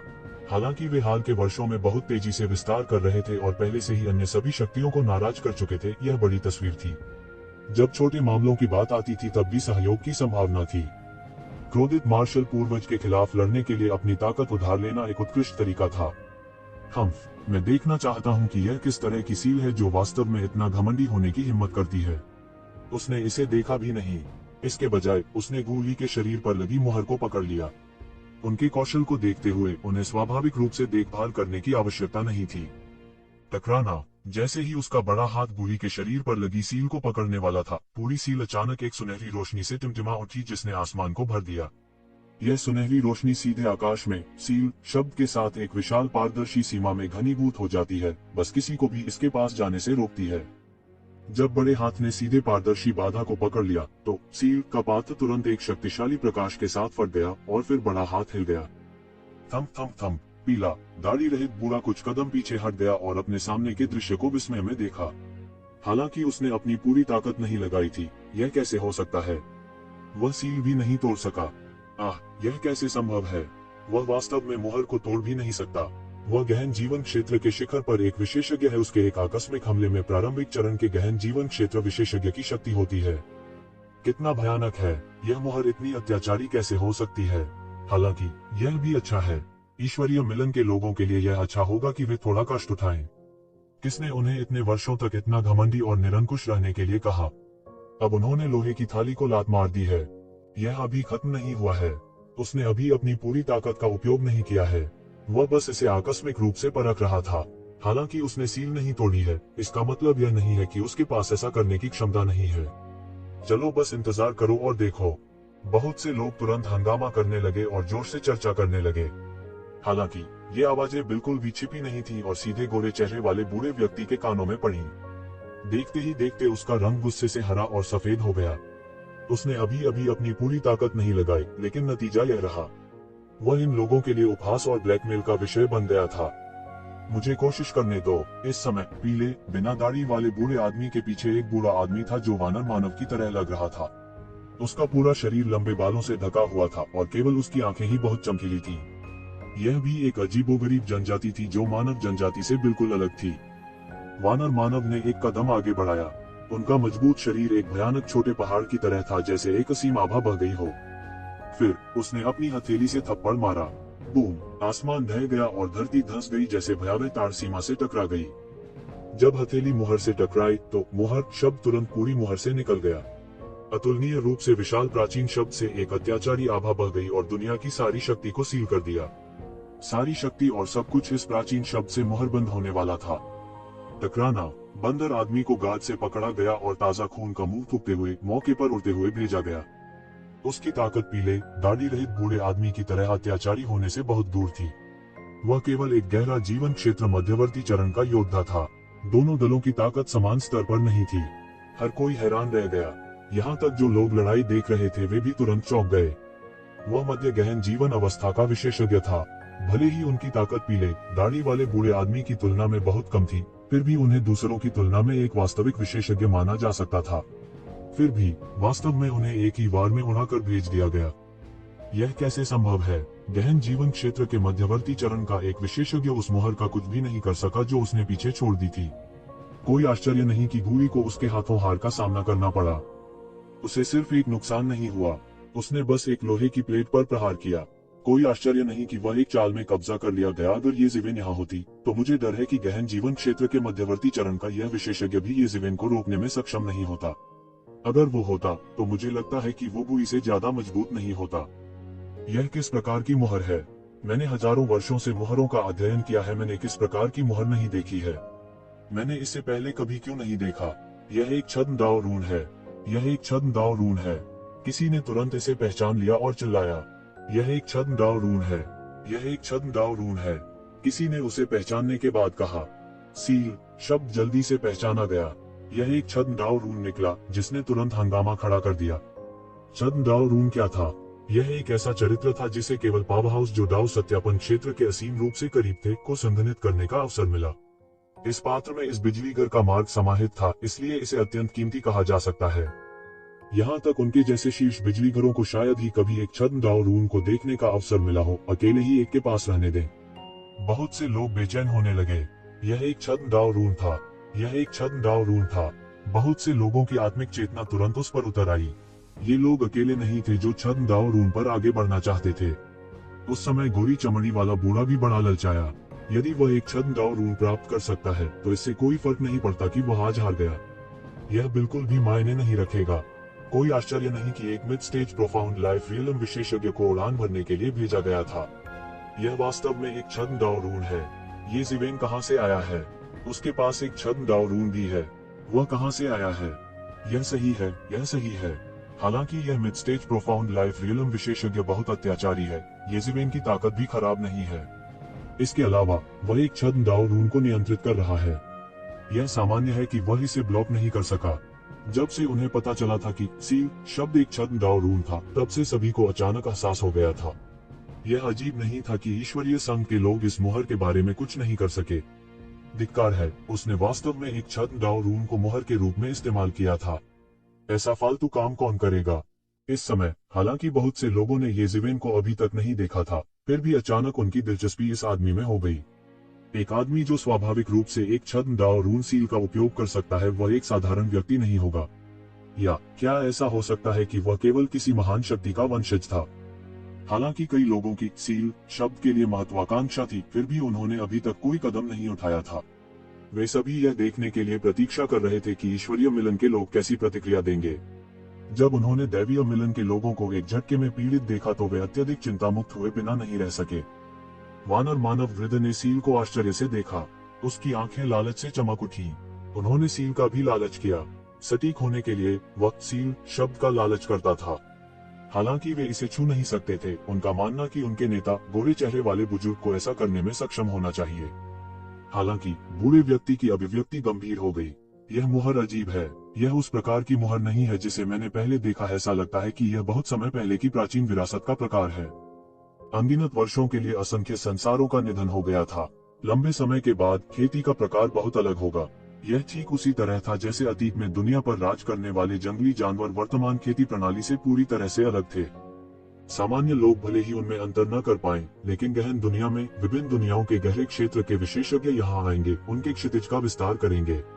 हालांकि वे उन्हें पहचानने में सक्षम नहीं हो सकते थे, लेकिन वे कमोबेश उनके बारे में कुछ जानते थे। वह मूल रूप से इसे खोलने के लिए एक तकनीक का उपयोग करना चाहता था। कौन जानता था कि यह वास्तव में प्राचीन काल से विरासत और सीलिंग तकनीक होगी। इससे वह हक्का बक्का रह गया। उनके शब्दों ने दोनों बुजुर्गों को अवाक कर दिया। हालांकि सफेद चेहरे वाला दाढ़ी रहित बुजुर्ग मुहर के प्रकार के बारे में बात कर रहा था, एक अर्थ में वह यह भी स्वीकार कर रहा था कि वह क्रूर बल से मुहर नहीं तोड़ सकता था। यह नहीं हो सकता, यहाँ तक कि आप भी इसे नहीं तोड़ सकते। आप पहले से ही गहन जीवन क्षेत्र के शिखर पर हैं। मुझे मत बताओ कि तुम्हें अभी भी अपनी मदद के लिए एक गहन मृत्यु क्षेत्र विशेषज्ञ से पूछने की जरूरत है। वानर मानव वृद्ध अपनी आंखों को चौड़ा किए बिना नहीं रह सका। मैं उसे करने की एक कोशिश तो करूंगा। सफेद चेहरे वाले बिना दाढ़ी वाले बुजुर्ग ने अपनी चीखों अपने तानतेन में इकट्ठा किया। उनके चेहरे पर एक गंभीर अभिव्यक्ति थी, क्योंकि उनके हाथों ने एक अंतहीन दिव्य चमक का उत्सर्जन किया जिसने तुरंत पूरे आकाश को अलग कर दिया। यह बड़ी दरार गूली के शरीर पर लगी सील की ओर फटी, जैसे कि वह पूरी सील को आधे में फाड़ने वाली थी। सभी को आश्चर्य हुआ। ऐसा लगता है कि सील शब्द एक विशाल बल द्वारा प्रेरित किया गया है। यह मौके पर एक विशेषज्ञ में बदल गया और दरार को टुकड़ों में कुचल दिया। पूरा शून्य न केवल फट गया, बल्कि उसके टुकड़े टुकड़े हो गए। अनंत ऊर्जा से अराजकता फैल गई। यह भयानक लग रहा था। यह देखते ही राजकुमार का चेहरा घातक रूप से पीला पड़ गया। ऐसा दृश्य उसने पहले भी देखा था और वह उसे बना भी सकता था। हालांकि इंपीरियल कैपिटल में ऐसा भयावह दृश्य बनाने में सक्षम होने के लिए सफेद चेहरे वाले दाढ़ी वाले बुजुर्ग और सील दोनों वास्तव में अत्याचारी और भयावह थे। आखिरकार इंपीरियल कैपिटल में अनगिनत सन्नी संरचनाएं थी जो अंतरिक्ष को मजबूत करने में विशिष्ट थीं। साधारण लोगों, यहाँ तक कि प्रारंभिक चरण के गहन जीवन क्षेत्र के विशेषज्ञों के लिए भी ऐसी भयावह विनाशकारी शक्ति का निर्माण करना बहुत कठिन होगा। इस समय उन्हें थोड़ा पछतावा हुआ। उसे गूली के भड़काने और विशेष रूप से किनलाई के साथ व्यवहार करने पर पछतावा हुआ। वह गुस्से के क्षण में क्यों सहमत हो गया था। किनली को अपमानित करने से उसका क्या भला होगा। एकमात्र लाभ दैवीय मिलन होगा। समय आने पर उसे केवल ईश्वरीय मिलन पर निर्भर रहना होगा। इस हमले को हल करने के बाद सील शब्द से बने बिजलीघर ने पीले चेहरे वाले दाढ़ी वाले बूढ़े व्यक्ति पर ठंडी नजर डाली और तुरंत एक विशाल धारा में बदल गया, जो कि पीले चेहरे वाले दाढ़ी वाले बूढ़े व्यक्ति की ओर फट गई। बूम! जब इस भयावह शक्ति ने वृद्ध के शरीर को विस्फोटित किया तो यह उसके शरीर के चारों ओर बनी ऊर्जा बाधा द्वारा स्वचालित रूप से पाउडर में कुचल दिया गया। यह बड़े को बिल्कुल भी चोट नहीं पहुंचा सकता था। हालांकि बूढ़े ने हमला करना जारी नहीं रखा। उन्होंने अंततः एक अत्यंत स्पष्ट तथ्य की खोज की थी। यद्यपि यह मुहर उसके लिए कुछ भी करने में असमर्थ थी, वह गहन जीवन अवस्था के शिखर पर एक प्रतिष्ठित विशेषज्ञ वास्तव में एक मुहर के लिए कुछ भी करने में असमर्थ था। यह बस एक असाधारण अपमान था। उसने फिर भी हमला करना जारी नहीं रखा, नहीं तो उसका चेहरा और भी रौंदा जाएगा। धिक्कार है। किसी को जांच के लिए भेजें और पता करें कि वास्तव में ये ज़िवेन कौन है। वह वास्तव में ईश्वरीय संघ का विरोध करने का साहस करता है। मैं चाहता हूं कि वह बिना किसी दफन स्थान के मर जाए। बड़े ने दांत पीसते हुए कहा। अंत में वह समझ गया कि यह कोई साधारण मुहर नहीं थी। इसे बस ये ज़िवेन ने डिवाइन यूनियन के लोगों को शर्मिंदा करने के लिए छोड़ दिया था। चेहरे पर एक तमाचा। यह चेहरे पर एक जोरदार तमाचा था। इसके अलावा यह गूली के चेहरे पर तमाचा मारने के लिए काफी नहीं था। उसने उनके मुंह पर तमाचा भी मारा था। यह पहले से ही एक उत्तेजना थी। वे इसे न देखने का नाटक कैसे कर सकते थे। मुझे बचाओ एल्डर। गूली मदद नहीं कर सकता था, लेकिन थोड़ा निराश महसूस कर रहा था जब उसने देखा कि बड़ा भी कुछ नहीं कर सकता। 3 महीने। क्या वह वाकई 3 महीने के लिए सील होने वाला था? जब उसने इस बारे में सोचा तो उसका सारा अस्तित्व एक हवा निकले हुए गुब्बारे की तरह हो गया। पूरी तरह से हवा निकल गया। मूल रूप से वह इतना अड़ियल होने में सक्षम था क्योंकि उसका मानना कि कुछ बुजुर्ग जो उसका समर्थन करने के लिए एक साथ आए थे उसे बचाने में सक्षम होंगे। हालांकि किसने कल्पना की होगी कि उनमें से सबसे मजबूत, एक चरम गहन जीवन चरण विशेषज्ञ वास्तव में सील को तोड़ने में असमर्थ था। वह मूल रूप से निराशा के कगार पर था। इस अपमान को वह जीवन भर नहीं भूल पाएंगे। इसका उन्हें पहले ही मलाल था। यदि उसे पता होता कि ऐसा होगा तो वह इस दुष्ट व्यक्ति पर यूं ही हमला नहीं करता। उसने सोचा था कि यह आदमी एक धक्का देने वाला होगा। किसने कल्पना की होगी कि वह वास्तव में एक लोहे की थैली होगी जो उसके पैर को तोड़ देगी। हालांकि यह अफसोस नाराजगी में बदल गया था। थोड़ा इंतजार करिए, एक दिन मैं तुम्हें टुकड़े टुकड़े कर दूंगा। कचरा, तुम वास्तव में यहाँ फंस गए हो। तुमने वास्तव में ईश्वरीय संघ का अपमान किया है। गोरा, बिना दाढ़ी वाला बुजुर्ग गूवी की ओर देख रहा था जब वह बोल रहा था। इन शब्दों ने गूवी का चेहरा लाल कर दिया। उसके पास चाहे जितने कारण हो, यह एक निर्विवाद तथ्य था कि वह यहाँ फंस गया था। क्या मुझे वास्तव में 3 महीने के लिए सील करना है? मैं नहीं चाहता। मैं जाकर उस आदमी को पकड़ लूंगा।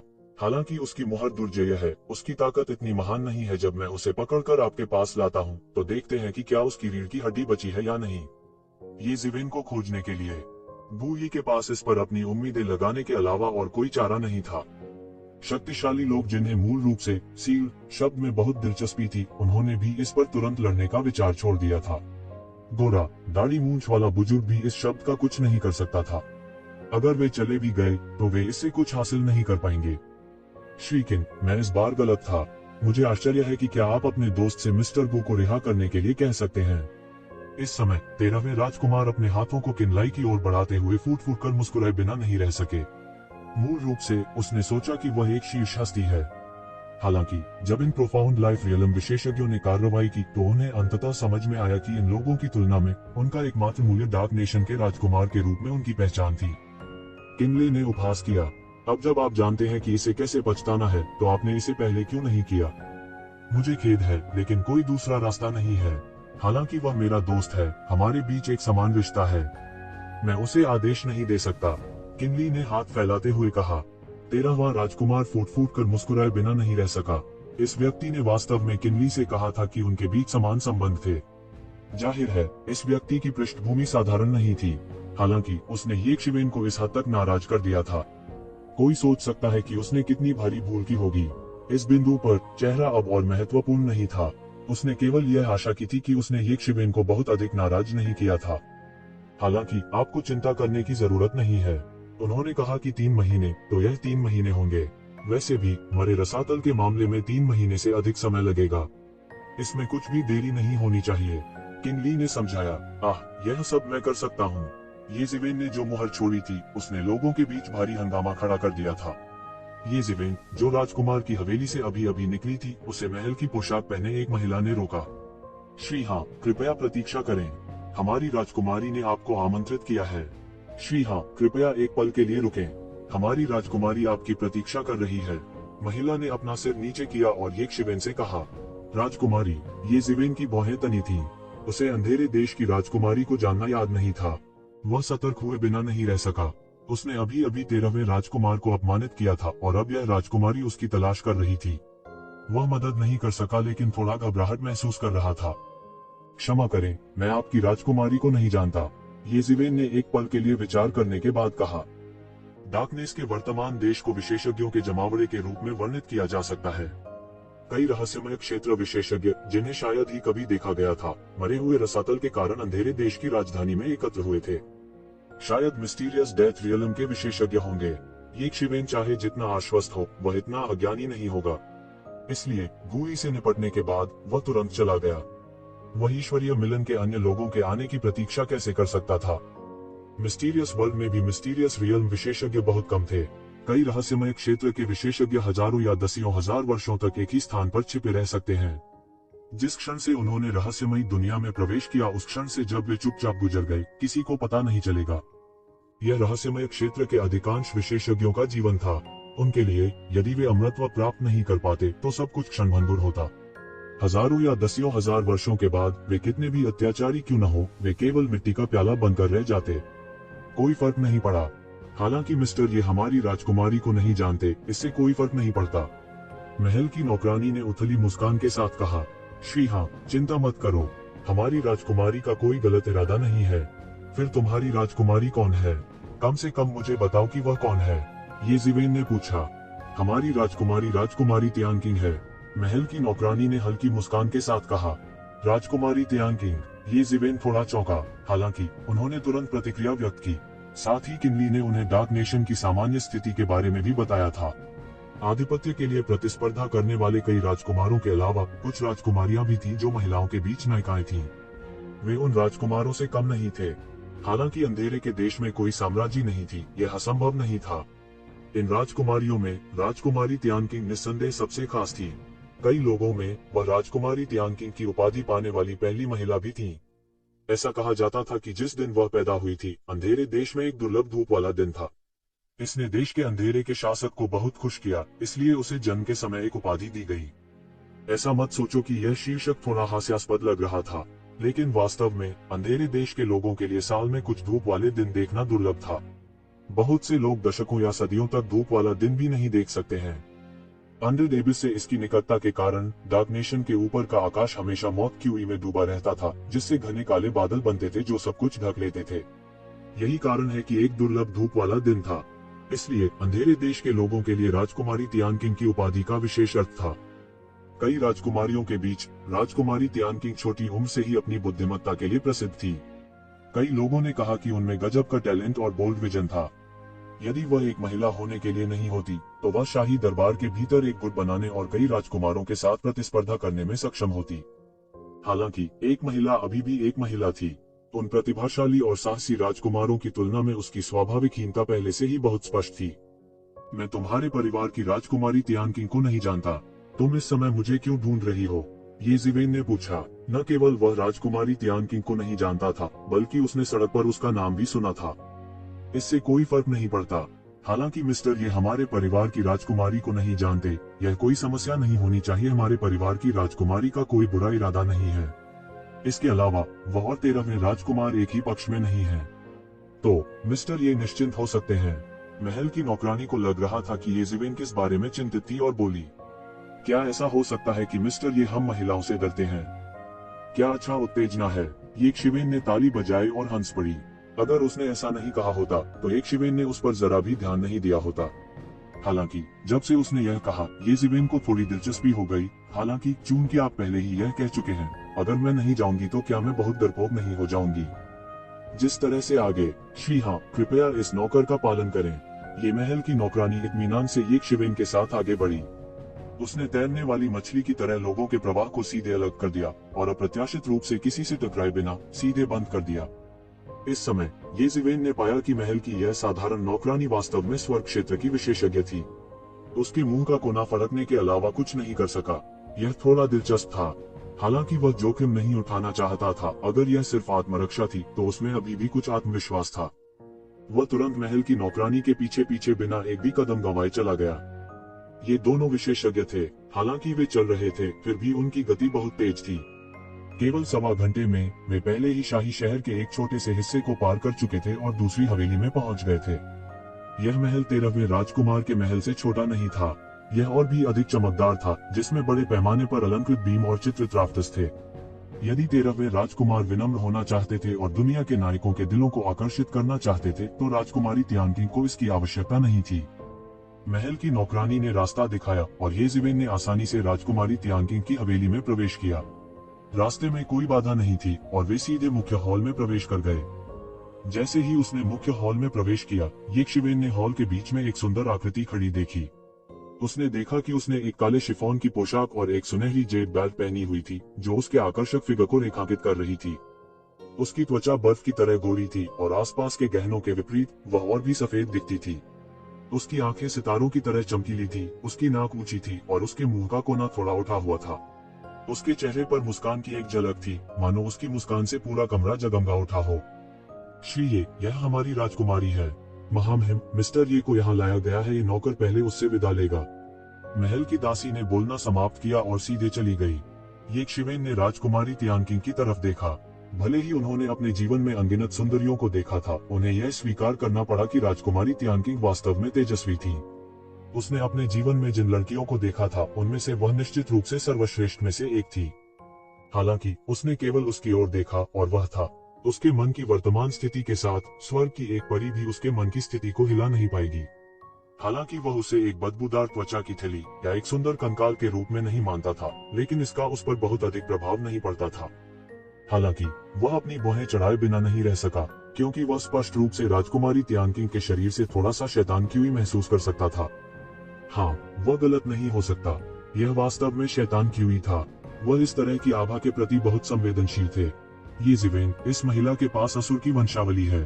तुम्हें सावधान रहना चाहिए। ये मो ने इस समय उन्हें याद दिलाया। तो यह असुर की रक्त रेखा है। कोई आश्चर्य नहीं कि वह इतनी तेजस्वी है। इस समय ये जिवेन ने मान यून के बारे में सोचा, जिससे वह एक बार पहले मिल चुका था। उन्हें यह स्वीकार करना पड़ा कि असुर वास्तव में तेजस्वी सुंदरियां थीं। ऐसा लग रहा था मानो स्वर्ग ने असुर वंश का निर्माण किया हो और स्त्री असुर को सबसे सुंदर अंग दे दिए हों। नर असुर तुलना से परे बदसूरत थे, जबकि महिला असुर लुभावनी रूप से सुंदर थी। हालांकि ये जिवेन अपने दिल में कुछ सतर्क थी, लेकिन उसने इसे अपने चेहरे पर नहीं दिखाया। जब ये जिवेन राजकुमारी तियानकिंग का आकार बढ़ा रही थी, राजकुमारी तियानकिंग के चेहरे पर भी कुछ उत्सुकता थी। उसने ये शिवेन पर एक नजर डाली और अपने दिल में एक हल्की सी प्रशंसा महसूस की। वह असुर के वंश के साथ पैदा हुई थी और एक सहज आकर्षण के साथ पैदा हुई थी। यहाँ तक अगर रहस्यमय क्षेत्र के विशेषज्ञ उसे देखते हैं, तो उनके लिए इतना शांत रहना दुर्लभ होगा। इसके अलावा वो देख सकती थी कि ये शिवेन गंभीर होने का नाटक नहीं कर रही थी, लेकिन वास्तव में बहुत शांत थी। यह सोचकर वह मंद मंद मुस्कुराए बिना नहीं रह सकी। इस बार मैंने मिस्टर ये को यहाँ आमंत्रित करने की स्वतंत्रता ली।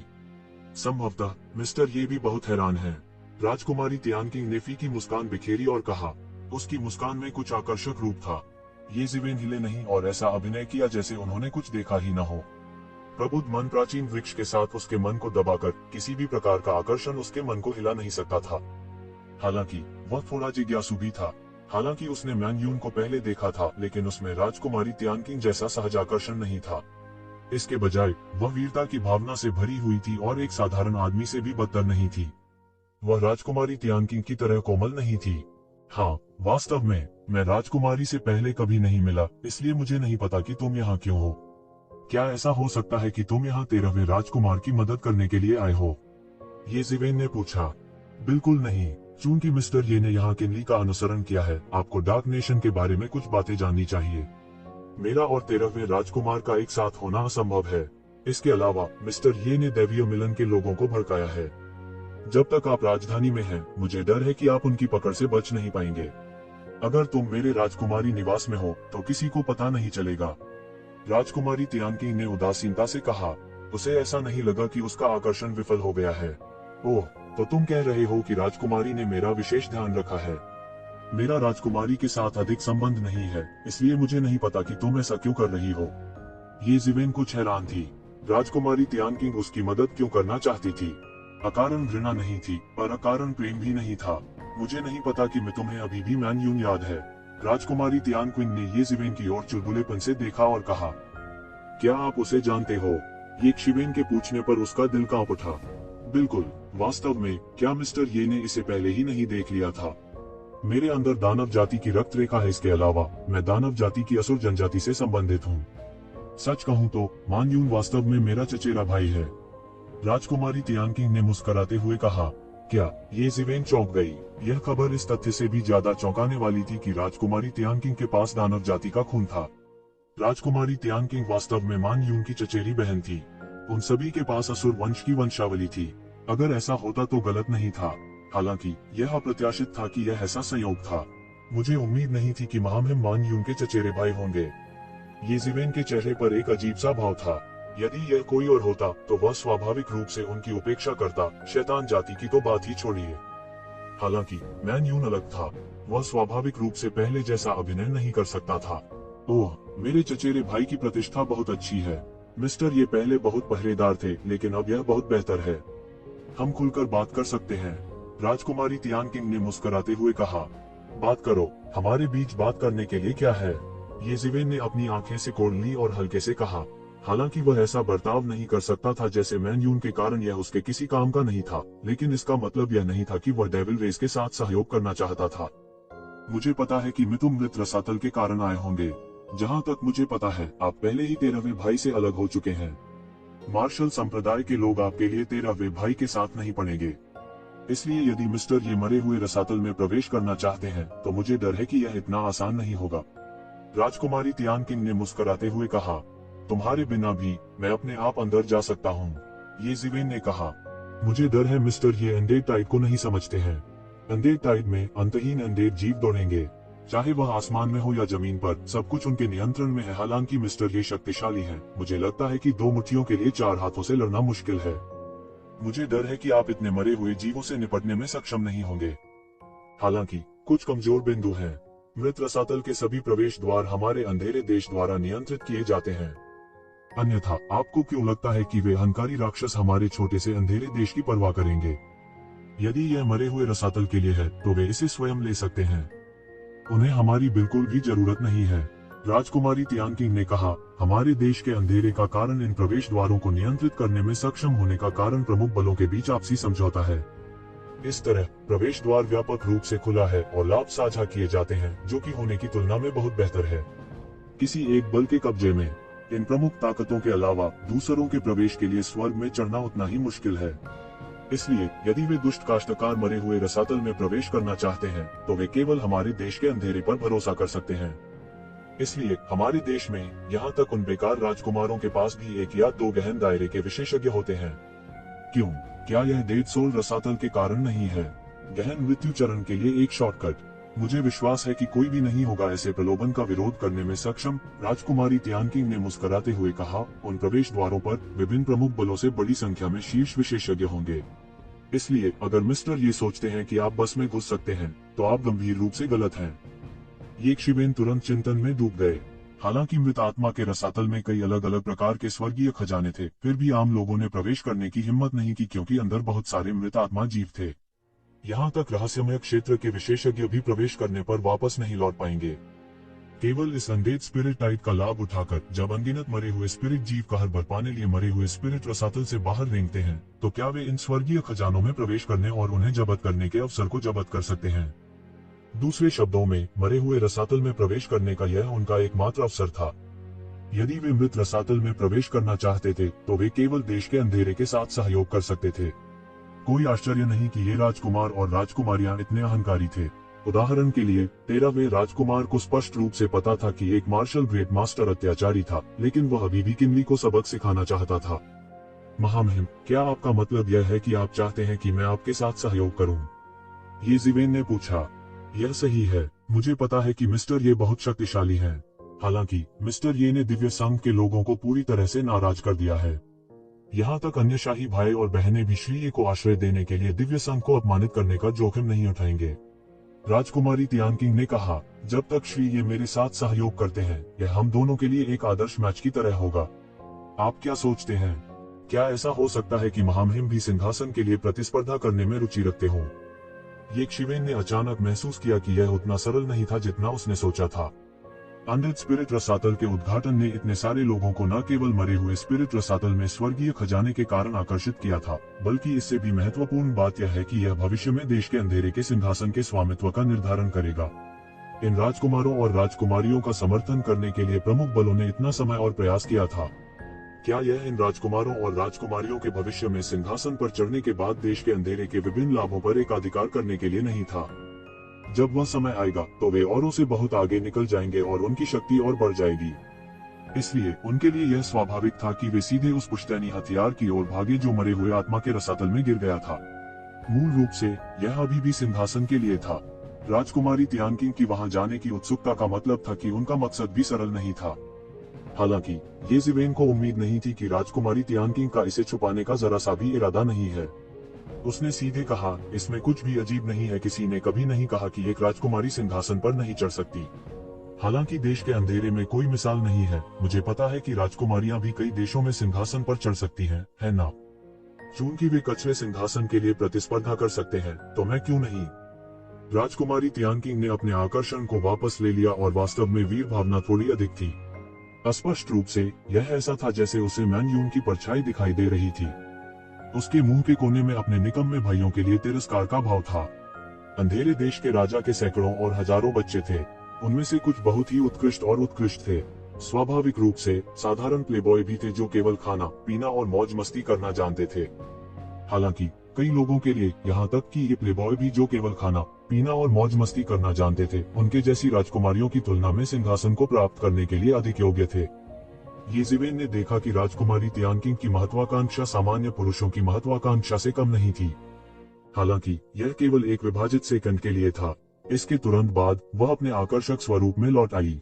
मिस्टर ये के लिए यह आपसी लाभ और आपसी नुकसान का मामला भी होना चाहिए। राजकुमारी तियानकिंग ने मुस्कुराते हुए कहा, यह सही है।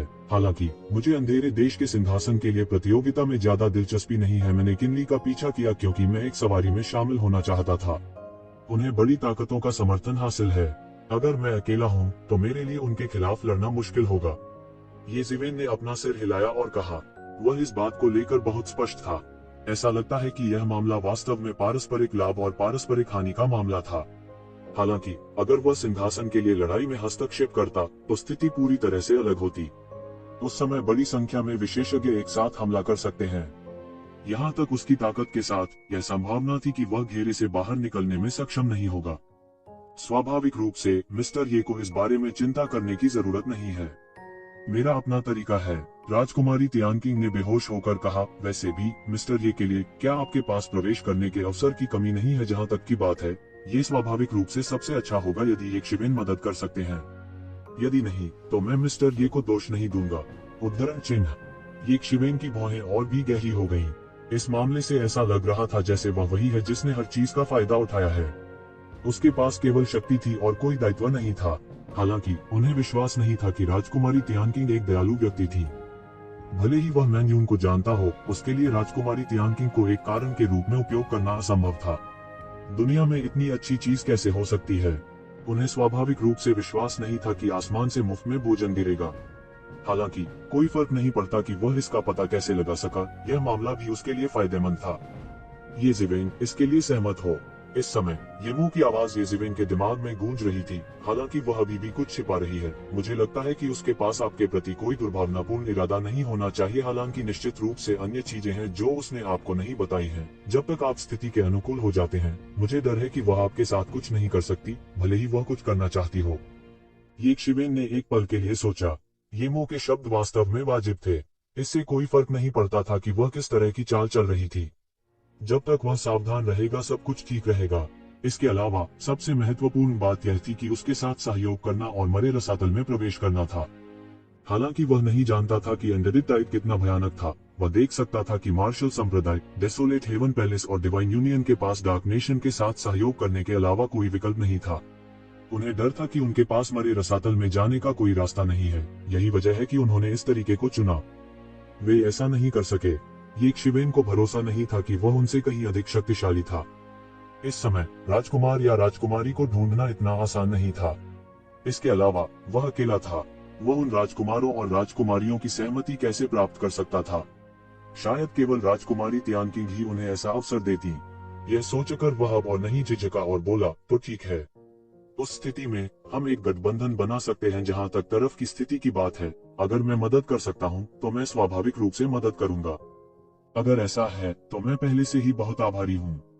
राजकुमारी तियानकिंग ने थोड़ा सिर हिलाया और कहा, उस मामले में यह तय हो गया है। अंडरडिट टाइड अगले 3 महीने तक चलेगा। मिस्टर ये पहले मेरे आवास में रह सकते हैं। अभी डिवाइन यूनियन के लोग हर जगह मिस्टर ये के ठिकाने की तलाश कर रहे होंगे। अगर मिस्टर ये उनके द्वारा देखे जाते हैं, भले ही मिस्टर ये डरते नहीं हैं, फिर भी यह मेरे लिए बहुत तनावपूर्ण होगा। कृपया समझे। मैं समझता हूँ, मुझे इस समय के लिए महामहिम को परेशान करना होगा। तो जिवेन ने कहा, यह अच्छा है कि मिस्टर ये समझते हैं। इस अवधि के दौरान मुझे उम्मीद है कि मिस्टर ये पहले मेरे निवास में रहने के लिए कृपा कर सकते हैं। 3 महीने बाद सब कुछ पर चर्चा की जाएगी। हालांकि राजकुमारी तियानकिंग के निवास को निवास कहा जाता था, लेकिन यह वास्तव में एक छोटे शहर की तरह एक विशाल क्षेत्र पर कब्जा कर लिया था।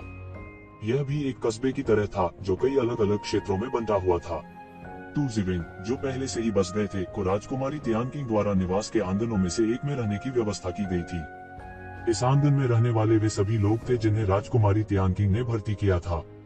राजकुमारी के आवास में वीआईपी लोगों का भी यही इलाका था। यह ऐसी जगह नहीं थी जहां आम लोगों को रहने का अवसर मिल सके।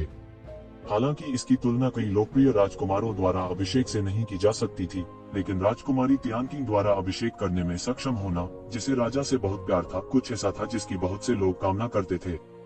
निवास के सेवकों के लिए निवास में रह सकने वाले कोई भी पवित्र व्यक्ति सामान्य लोग नहीं थे। उनके लिए वे दिव्य प्राणी के समान थे। इसलिए येज़िवेन का रुकना निस्संदेह उनके लिए एक बहुत बड़ी बात थी। राजकुमारी तियानकिंग अक्सर पवित्र लोगों की भर्ती नहीं करती थी, इसलिए बहुत कम लोग थे जो उसके द्वारा भर्ती किए जा सकते थे। उनमें से अधिकांश संभ्रांत थे, जिनमें सबसे कमजोर शिखर दिव्य क्षेत्र के विशेषज्ञ थे। समर्पित लोगों के लिए एक और व्यक्ति का मतलब था कि उनके लिए और प्रतिस्पर्धा होगी, जो अच्छी बात नहीं थी।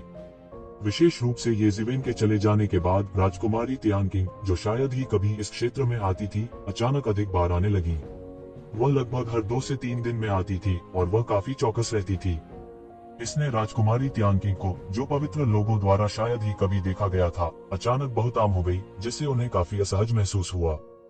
आखिरकार वे दिव्य संघ, मार्शल संप्रदाय या उजाड़ स्वर्ग मंदिर के शिष्य नहीं थे।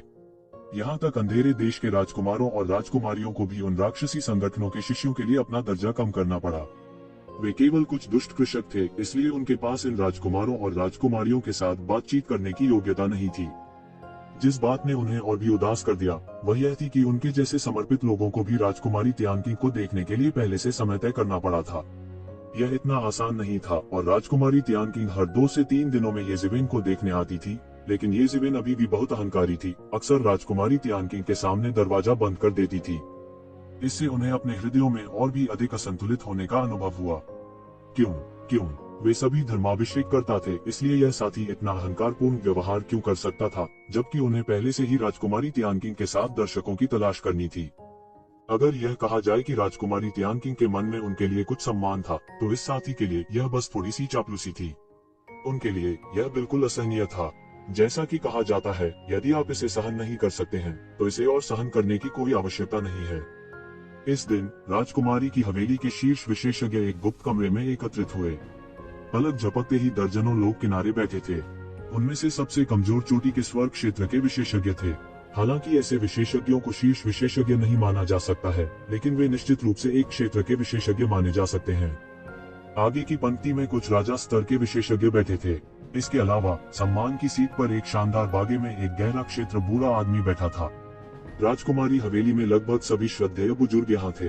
ओडयिन, अगर हम इसी तरह जारी रहे तो मुझे डर है कि महारानी हमें भूल जाएंगी। अभी महारानी को केवल उस जिगोलो की याद है, वह हमें कैसे याद रखेगी। हाँ, यह सही है। देखो वह लड़का कितना घमंडी है। यहाँ तक कि अगर महारानी व्यक्तिगत रूप से वहाँ गई, तो उसने वास्तव में उसके सामने दरवाजा बंद कर दिया।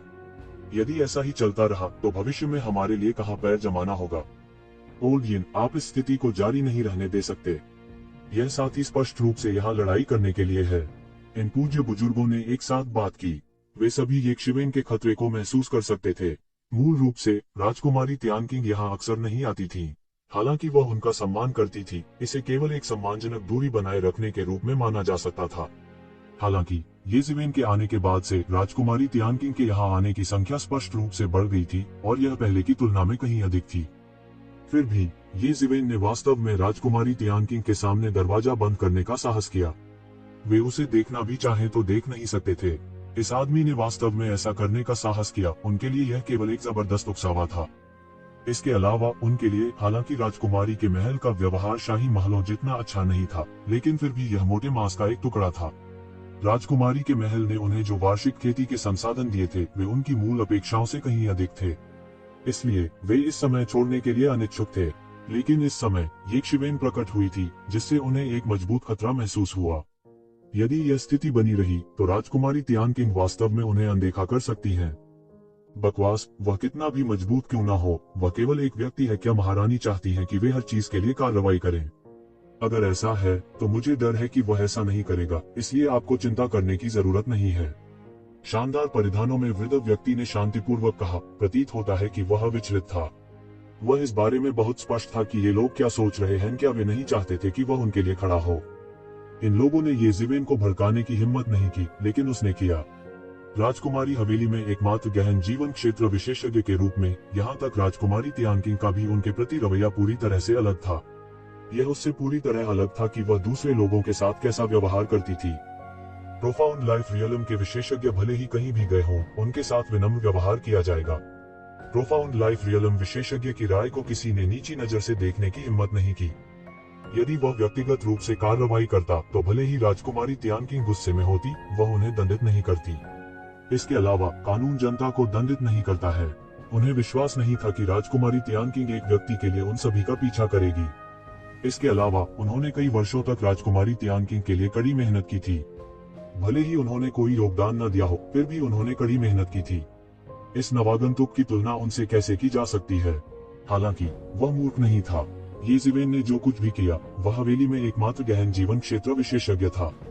उनकी स्थिति को चुनौती या हिलाया नहीं जाएगा। उसके नीचे के लोग कैसे प्रतिस्पर्धा करेंगे, इससे उसका कोई लेना देना नहीं था। जब उन्होंने देखा कि ओल्डियन हिल नहीं रहा है, तो हर कोई सिरदर्द महसूस किए बिना नहीं रह सका। उनमें व्यक्तिगत रूप से राजकुमारी तियानकिंग के खिलाफ जाने का साहस नहीं था। हालांकि वे हार मानने को तैयार नहीं थे। ओल्डियन, यह आपके स्तर पर किसी के लिए कोई मायने नहीं रख सकता है। हालांकि यह हमारे लिए अलग है। यदि यह जारी रहा तो शायद महारानी को भविष्य में हमारी आवश्यकता नहीं होगी। यह सही है। कृपया हमें बचाओ, ओल्डियन। सबसे महत्वपूर्ण बात यह है कि मैं उसकी ताकत को नहीं देख सकता, और राजकुमारी इतनी चौकस है। मेरी राय में केवल एक ही संभावना है, और वह यह है कि यह व्यक्ति एक प्रसिद्ध संप्रदाय से है। नहीं तो वह ऐसा कैसे हो सकता है? वह निश्चित रूप से सिर्फ एक स्काउट है। एक बार जब वह अपनी पकड़ मजबूत कर लेंगे तो संप्रदाय के कई विशेषज्ञ आएंगे। यहाँ तक आप एल्डहियन, इतने सारे लोगों के खिलाफ लड़ना मुश्किल होगा। इस समय राजा स्तर की एक बूढ़ी औरत ने भयावह तरीके से कहा। इसके अलावा सबसे महत्वपूर्ण बात यह है कि मैं देख नहीं सकती उसकी ताकत, और उसकी रॉयल हाइनेस इतनी चिंतित है। ये शब्द तुरंत सभी के साथ गूंज उठे। वास्तव में यह व्यक्ति बहुत छोटा था और बहुत शक्तिशाली व्यक्ति नहीं लगता था, लेकिन राजकुमारी तियानकिंग उसके प्रति बहुत चौकस थी। उनकी राय में केवल एक ही कारण था, और वह यह था कि ये जीवेन केवल एक प्रसिद्ध संप्रदाय का शिष्य था। उनके जैसे अलग अलग साधकों के लिए एक प्रसिद्ध संप्रदाय के शिष्य का सामना करना सबसे भयानक बात थी। एक सामान्य व्यक्ति इन शिष्यों के साथ कैसे प्रतिस्पर्धा कर सकता था, जिन्हें बड़ी ताकतों ने अपने पूरे दिल और आत्मा से पाला था? वे समान स्तर के भी नहीं थे। यदि वे इन महान ताकतों का मुकाबला कर सकते हैं, तो इन बड़े संप्रदायों के शिष्यों को राजकुमारी तियानकिंग द्वारा अभिषेक करने की आवश्यकता नहीं होगी। इसके बजाय उन्हें 13वें राजकुमार के महल जैसी जगह पर भेजा जाएगा। हालांकि उन सभी को पवित्र किया जाएगा। दोनों पक्षों के बीच स्थिति और आय में अंतर बहुत स्पष्ट था। स्वाभाविक रूप से वे नहीं चाहेंगे कि कोई उनके चावल के कटोरे को छीन ले।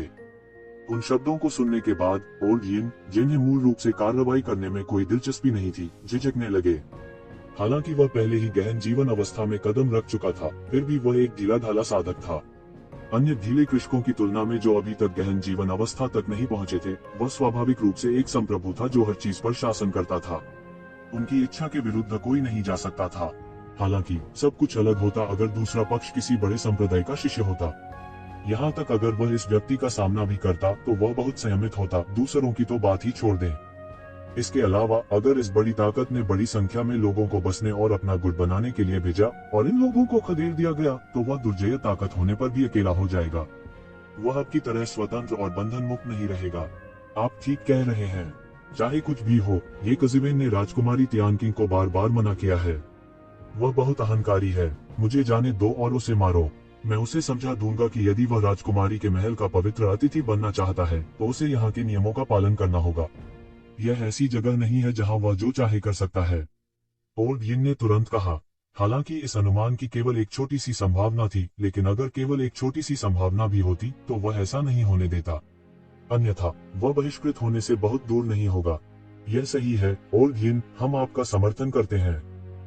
ओल्डियन, चलो साथ चलते हैं। आइए इस बच्चे को बताएं कि नियम क्या हैं। ये जिवेन उस दिन चुपचाप आंगन में खड़ी थी। वह संसार की महान रीति को समझ रहा था। वह राजकुमारी तियानकिंग द्वारा लगातार परेशान किया जा रहा था, इसलिए उनके लिए बंद कमरे में प्रशिक्षण लेना असंभव था। वह दुनिया के महान तरीके को थोड़ा थोड़ा करके ही समझ सकता था। एक साधारण व्यक्ति के लिए उन्हें प्रगति करने के लिए दुनिया के महान तरीके को बहुत गहराई से समझने की आवश्यकता होगी। तब उनकी ताकत अचानक विस्फोटक रूप से बढ़ जाएगी। हालांकि ये शिवेन के पास रहस्यमयी जगह थी। वह इसे किसी भी समय कर सकता था, तो यह उसके लिए मायने नहीं रखता था। थोड़ी सी समझ को भी ताकत में बदला जा सकता है।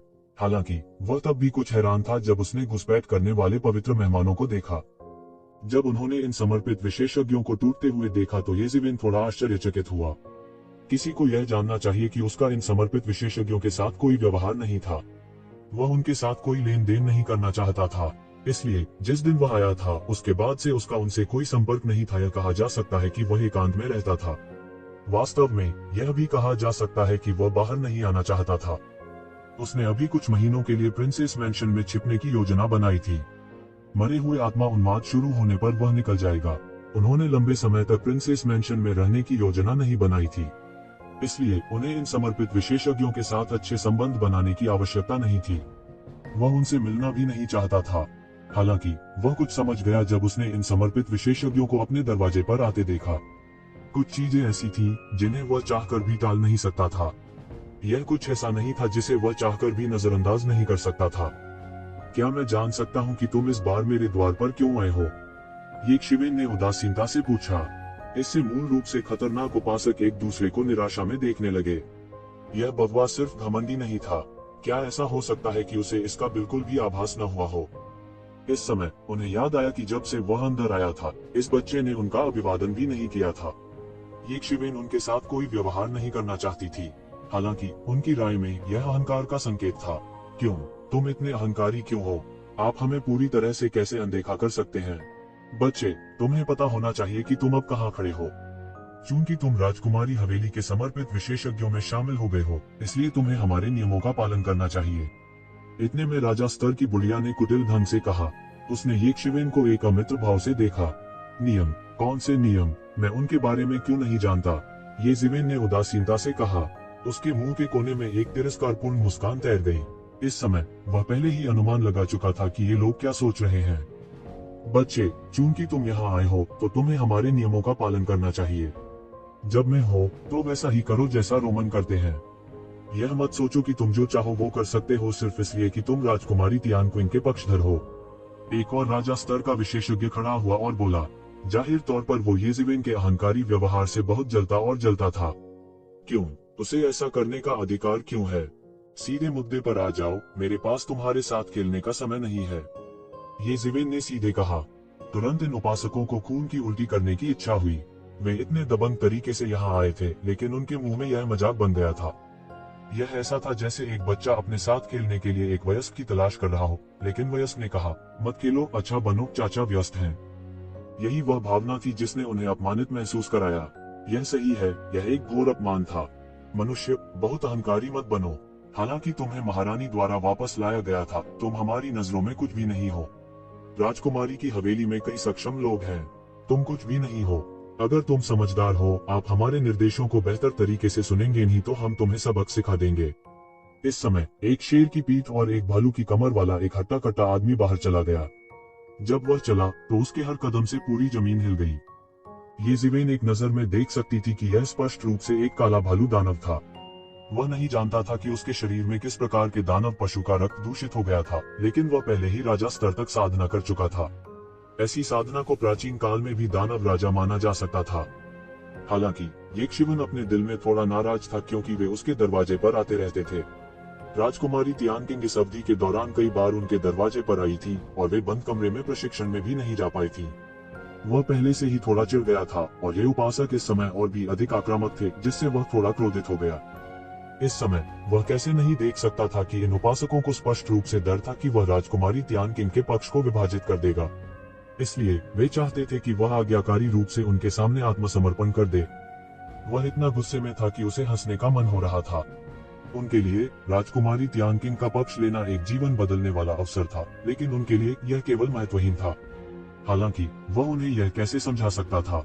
जैसा कि कहा जाता है, एक गौरैया एक बड़े हंस की महत्वाकांक्षाओं को कैसे समझ सकती है। येशिवेन को लगा जैसे कोई विद्वान किसी सैनिक से मिला हो, लेकिन उसके साथ तर्क नहीं कर सका। उनके पास तार्किक सोच का एक अलग सेट था और वे येशिवेन के समान चैनल पर नहीं थे। उसने काले भालू दानव पर ठंडी नजर डाली और फिर कहा, सक्षम लोग, मैं उनमें से एक को भी कैसे नहीं देख सकता, वे सिर्फ कचरे का एक गुच्छा है। उद्धरण चिन्ह। उन्होंने पहले ही पीछे न हटने का फैसला कर लिया था। जितना अधिक वह पीछे हटेगा, उतना ही ये लोग सोचेंगे कि उसे डराना धमकाना आसान है और भविष्य में उतनी ही अधिक परेशानी वाली चीजें आएंगी। क्या तुमने क्या कहा, अभिमानी, असभ्य। ये उपासक तुरंत क्रोधित हो गए और क्रोध में दहाड़ने लगे। हालांकि वे राजा के महलों के उपासकों से तुलना नहीं कर सकते थे, लेकिन उनका मानना कि उन्हें इस दुनिया में विशेषज्ञ माना जा सकता है। अन्यथा उन्हें राजकुमारी तियानकिंग द्वारा भर्ती नहीं किया जाता। इसके अलावा उनमें ओल्ड यिंग जैसा एक गहरा जीवन क्षेत्र विशेषज्ञ भी था। ये शिवेन ने सोचा था कि जीत पहले से ही उसके हाथ में है और उसे पकड़ना आसान होगा। हालांकि उनके दबंग आभा के सामने ये शिवेन तुरंत अपनी बुद्धि से डर गया। उसके लिए अहंकारी बने रहना बिल्कुल असंभव था। किसने सोचा होगा कि न केवल वह नर्म नहीं हुआ, बल्कि इसके विपरीत वह और भी अहंकारी हो गया। प्रतिष्ठित राजकुमारी तियानकिंग के उपासक अप्रत्याशित रूप से उसके मुंह में कचरा बन गए थे। यह बेतुका था।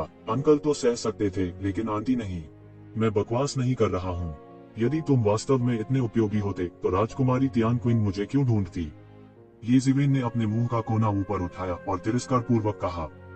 येजिवेन के शब्दों ने उनका गला घोंट दिया और वे अचानक अवाक रह गए। वास्तव में, जैसा कि येजिवेन ने कहा था, अगर वे वास्तव में इतने उपयोगी होते तो राजकुमारी तियानकिंग को येजिवेन को आमंत्रित करने में इतनी परेशानी क्यों होती? इसके अलावा वो बार बार येशिवेन से मिलने क्यों जाएगी? यह एक ऐसा रवैया था जो उन्होंने पहले कभी नहीं देखा था। यह सोचकर उन्हें मरने की तीव्र इच्छा हुई। ये शिवेन के चेहरे पर एक तमाचा जैसा था। वे येजिवेन और राजकुमारी तियानकिंग के बीच के मामले के बारे में नहीं जानते थे और केवल यह सोचते थे कि राजकुमारी तियानकिंग उन्हें बेकार होने के कारण नापसंद करती हैं। नहीं तो वह इस तरह की हरकत नहीं करती। इस समय इसके बारे में सोचते हुए उन्होंने कुछ गलत महसूस किया। हालांकि वे प्रिंस तियानकिंग के उपासकों के साथ तुलना नहीं कर सकते थे, लेकिन यह नहीं कहा जा सकता था कि वे बेकार भी थे। मैं नियमों को नहीं समझता और मुझे परवाह नहीं है कि आपके पास कौन से नियम हैं, लेकिन यदि आप अपने स्वयं के नियमों को मुझ पर थोपना चाहते हैं तो आपने गलत व्यक्ति को ढूंढ लिया है। येजिवेन ने निर्दयता से कहा, अगर आपको लगता है कि मैंने आपकी राजकुमारी तियानकिंग का एहसान वापस ले लिया है तो आप खुद जाकर उसे बता सकते हैं और उससे कह सकते हैं कि मुझे परेशान न करें। इस तरह यह आपके लिए अच्छा होगा, मेरे लिए अच्छा है और सभी के लिए अच्छा है। घमंडी, घमंडी। इस समय उस इन बूढ़े आदमी का चेहरा पहले ही गुस्से से लाल हो चुका था। येशिवेन के शब्दों को सुनने के बाद वे क्या बन गए थे? वे केवल आत्मा दयालु बन गए थे क्योंकि उनके पास किसी का एहसान नहीं था। क्या उसने सोचा कि वे 3 साल के बच्चे थे? मुझे लगता है कि तुम मौत को दावत दे रहे हो। भालू दानव गुस्से में था और लगातार दहाड़ता था। इस समय बुढ़िया ने अपना मुंह खोला और कहा, जाओ इसे मार डालो, इसे पहले ही मेरे द्वारा जहर दिया जा चुका है। इसके अंग अब तक नर्म हो जाने चाहिए और इसमें कोई ताकत नहीं रहनी चाहिए। हम्फ हम्फ। इस बूढ़ी औरत का जहर कोई साधारण जहर नहीं है, 39 प्रकार के जहरीले कीड़ों से परिष्कृत है। यह रंगहीन और गंधहीन होता है और आकाश में इसका पता नहीं लगाया जा सकता है। इस समय जहरीले कोहरे में उन जहरीले कीड़ों के अंडे अब तक पूरी तरह से निकल चुके होंगे। आपको अब दिल दहला देने वाला दर्द महसूस हो रहा होगा। बुढ़िया अजीब तरह से हंसी। उसकी आवाज रूखी और कर्कश थी और सुनने में बहुत अप्रिय थी, ठीक कौवे की तरह। हा हा हा, बूढ़ी औरत, आपने इस बार अपने कष्टप्रद जहर का सही जगह इस्तेमाल किया है। वह रीछ दैत्य जोर से हंस पड़ा। यह स्पष्ट था कि उसने प्रतिदिन इन विषयों से बहुत कुछ सहा था। वास्तव में वह किसी और से नहीं डरता था, लेकिन इन बूढ़े आदमी के अलावा यह बूढ़ी औरत ही एकमात्र व्यक्ति थी जिससे वह डरता था। यह कहने के बाद वह मारने के लिए सीधे येशिवेन की ओर बढ़ा। यह ठीक था क्योंकि वे विरोधी थे कि उन्हें इस बूढ़ी औरत की जहर तकनीक पर सबसे अधिक भरोसा था। वास्तव में वह खुद से भी ज्यादा आत्मविश्वासी था। उसकी हथेली सीधे एक भालू के पंजे में बदल गई और एक भयानक गर्जना के साथ सीधे हवा के माध्यम से फट गई और मौके पर ही येजिवेन की ओर थप्पड़ मार दिया। और जब सभी ने सोचा कि येजिवेन निश्चित रूप से मर गया है और निश्चित रूप से इस थप्पड़ से मौत के घाट उतार दिया जाएगा, तो उन्होंने सोने और लोहे के टकराने की एक बड़ी गर्जना सुनी। सभी ने सोचा कि भालू का पंजा अजेय था, लेकिन यह वास्तव में येजिवेन द्वारा अवरुद्ध कर दिया गया था। इसके अलावा इसे सिर्फ एक उंगली से ब्लॉक किया गया था। बस एक उंगली ने भालू के चौतरफा हमले को पूरी तरह से रोक दिया था। इससे भी ज्यादा भयानक बात यह थी कि सभी ने देखा कि उंगली एक लंबे कांटे की तरह थी और यह सीधे भालू के पंजे में चुभ गई। खून के छींटे उड़े और हड्डी के टुकड़े हर जगह उड़ गए। गर्जन। यह भालू दानव लगातार चिल्लाता रहता था और लगातार दहाड़ता रहता था। उसे उम्मीद नहीं थी कि उसकी हथेली, जो सोने और लोहे की तरह सख्त थी, इतनी आसानी से किसी के द्वारा चुभ जाएगी, और यह उंगली से भी किया गया था। बस इतना ही वास्तव में निराशाजनक है और आप अभी भी यह कहने का साहस करते हैं कि आप कचरा नहीं है। येजिवेन के मुंह का कोना हिल गया और थोड़ी तिरस्कार और उपहास की झलक दिखाई दी। फिर एक सुनहरी रोशनी चमकी और हवा में एक बड़ी हथेली उस जगह पर बन गई और सीधे भालू के चेहरे पर आ गई। टकराना। जोरदार टक्कर की आवाज के साथ इस भालू दानव ने सीधे एक दबी हुई कराह निकाली और उसे उड़ते हुए भेजा गया। उनका राजसी शरीर सीधे आंगन से बाहर उड़ गया और पास के बैरियर में भयंकर रूप से दुर्घटनाग्रस्त हो गया। बैरियर को टुकड़े टुकड़े कर दिया और फिर सीधे बेहोश हो गया। उसकी खोपड़ी टुकड़े टुकड़े हो गई थी। असंभव, मेरा जहर इतनी आसानी से विषमुक्त नहीं हो सकता, बुढ़िया ने अविश्वास से कहा। आप मेरे साथ केवल इस स्तर के जहर से निपटना चाहते हैं। हास्यास्पद मत बनो। आप मेरे साथ इस स्तर के जहर से निपटना चाहते हैं। हास्यास्पद मत बनो। येज़ेवेन के मुंह के कोने में एक तिरस्कारपूर्ण मुस्कान आ गई। एक साधारण व्यक्ति की ताकत केवल उनकी मांसपेशियों की सतह पर थी, हालांकि येज़ेवेन का अत्याचारी शरीर उसकी हड्डियों, आंतरिक अंगों में गहराई तक घुस गया था और यहाँ तक कि उसके शरीर की हर कोशिका लोहे की तरह मजबूत थी। यह एक अजगर को भी मार सकता है। इसके अलावा यह एकमात्र राजा स्तर के विशेषज्ञ द्वारा निर्मित जहरीला कोहरा था। यह जहरीला कोहरा वास्तव में असाधारण था। यह रंगहीन और गंधहीन था। हालांकि येज़ेवेन ने जैसे ही सांस ली उसे यह महसूस हो गया, लेकिन उन्होंने कुछ ही सेकंड में इसे पूरी तरह से बंद कर दिया था। ऐसा हो ही नहीं सकता। बुढ़िया की आंखें खुली की खुली रह गईं। उसकी आंखें अविश्वास के भाव से भर गईं। उसे विश्वास नहीं हो रहा था कि चीजें इस तरह से निकली हैं। प्रतिक्रिया न करना अभद्रता है। मैं राजकुमारी के निवास में परेशानी पैदा नहीं करना चाहता, लेकिन क्या आप वास्तव में सोचते हैं कि मैं एक मिट्टी की मूर्ति हूँ जिसमें कोई गुस्सा नहीं है? येज़ेवेन एक पल में चली गई। उसने अपना बड़ा हाथ फैलाया। अचानक एक सुनहरा प्रकाश पूरे शून्य में व्याप्त हो गया और सब कुछ ढक गया। एकाएक सबकी नींद उड़ गई। प्रतिक्रिया करने का बिल्कुल भी समय नहीं था। उन्हें केवल एक चीख सुनाई दी। सभी ने केवल यह देखा कि बूढ़ी औरत को येज़ेवेन ने मौके पर ही उड़ते हुए भेजा था। उसने जमीन पर जमकर प्रहार किया और पूरी जमीन पूरी तरह से फट गई। बुढ़िया को भी मिट्टी के लोंदे की तरह जमीन पर पटक दिया गया। येज़ेवेन, तुम बहुत घमंडी हो। राजकुमारी निवास में हमारे साथ व्यवहार करने की तुम्हारी हिम्मत कैसे हुई? यिन ओल्ड मैन ने इस समय अपनी आंखें सिकोड़ ली। वो पहले से ही महसूस कर सकता था कि येज़ेवेन उसके लिए खतरा है। येज़ेवेन अभी आया था, लेकिन वह पहले से ही बहुत अहंकारी था। क्या होगा यदि उसने येज़ेवेन को जारी रखने की अनुमति दी? बकवास मत बोलो। जब तुम यहाँ आए तो याद आया कि यह राजकुमारी का निवास है। येज़ेवेन ने यिन ओल्ड मैन पर नजर डाली और थोड़ी सी भी विनम्रता नहीं दिखाई। तुम बहुत घमंडी हो। उस मामले में यह बूढ़ा तुम्हें सबक सिखाएगा। मैं तुम्हें बता दूंगा कि वरिष्ठता का क्या मतलब है। यिन ओल्ड मैन ने ठंडेपन से सूंघा और सीधे हमला किया। उसने अपना बड़ा हाथ फैलाया और शून्य में तापमान तुरंत गिर गया। बर्फीले तूफान में अंतहीन बर्फ के टुकड़े संघनित हो गए। यिन ओल्ड मैन की हथेली के केंद्र के रूप में इसने एक विशाल चक्रवात का निर्माण किया जो येज़ेवेन की ओर बह गया। वह जहाँ से गुजरा शून्य पूरी तरह से जम गया था। यह पूरी तरह से बर्फ के क्रिस्टल की दुनिया में बदल गया था। यह गहन जीवन क्षेत्र के प्रारंभिक चरण का एक अन्य विशेषज्ञ था। वह राजकुमारी तियानकिन के कई समर्पित विशेषज्ञों में भी प्रमुख थे। उनकी स्थिति को चुनौती देने का साहस कभी किसी ने नहीं किया था। लेकिन यह येज़ेवेन वास्तव में बहुत अहंकारी थी। राजकुमारी की खातिर मैं तुम्हें नहीं मारूंगा, हालांकि मैं तुम्हारी मार्शल आर्ट को पंगु बना दूंगा। मैं तुम्हें गलतियां करने और गलत बातें कहने की कीमत बता दूंगा। यिन ओल्ड मैन की आंखों में हत्या का इरादा टिमटिमा गया। उसे पहले येज़ेवेन की आंखों को अच्छा नहीं लगा था, लेकिन अब वो जल्द से जल्द येज़ेवेन से छुटकारा पाना चाहता था। उसे इस बात का हल्का सा पूर्वाभास हो गया था कि राजकुमारी तियानकिन के अधीन मुख्य समर्पित विशेषज्ञ के रूप में उसकी स्थिति हिल जाएगी यदि वह येज़ेवेन से छुटकारा नहीं पा सका। फिर उसे बदल दिया जाएगा। जब उन्होंने यिन बूढ़े आदमी को हमला करते देखा तो हर कोई चौंक गया। उन्होंने यिन ओल्ड मैन का ऐसा अत्याचारी पक्ष कभी नहीं देखा था। यह एक गहरे दायरे के विशेषज्ञ की सच्ची अत्याचारी ताकत थी। यहाँ तक राजा स्तर के विशेषज्ञ भी इस दृश्य को देखकर अपने रंग को बदले बिना नहीं रह सकते थे। वे भय से कांप रहे थे।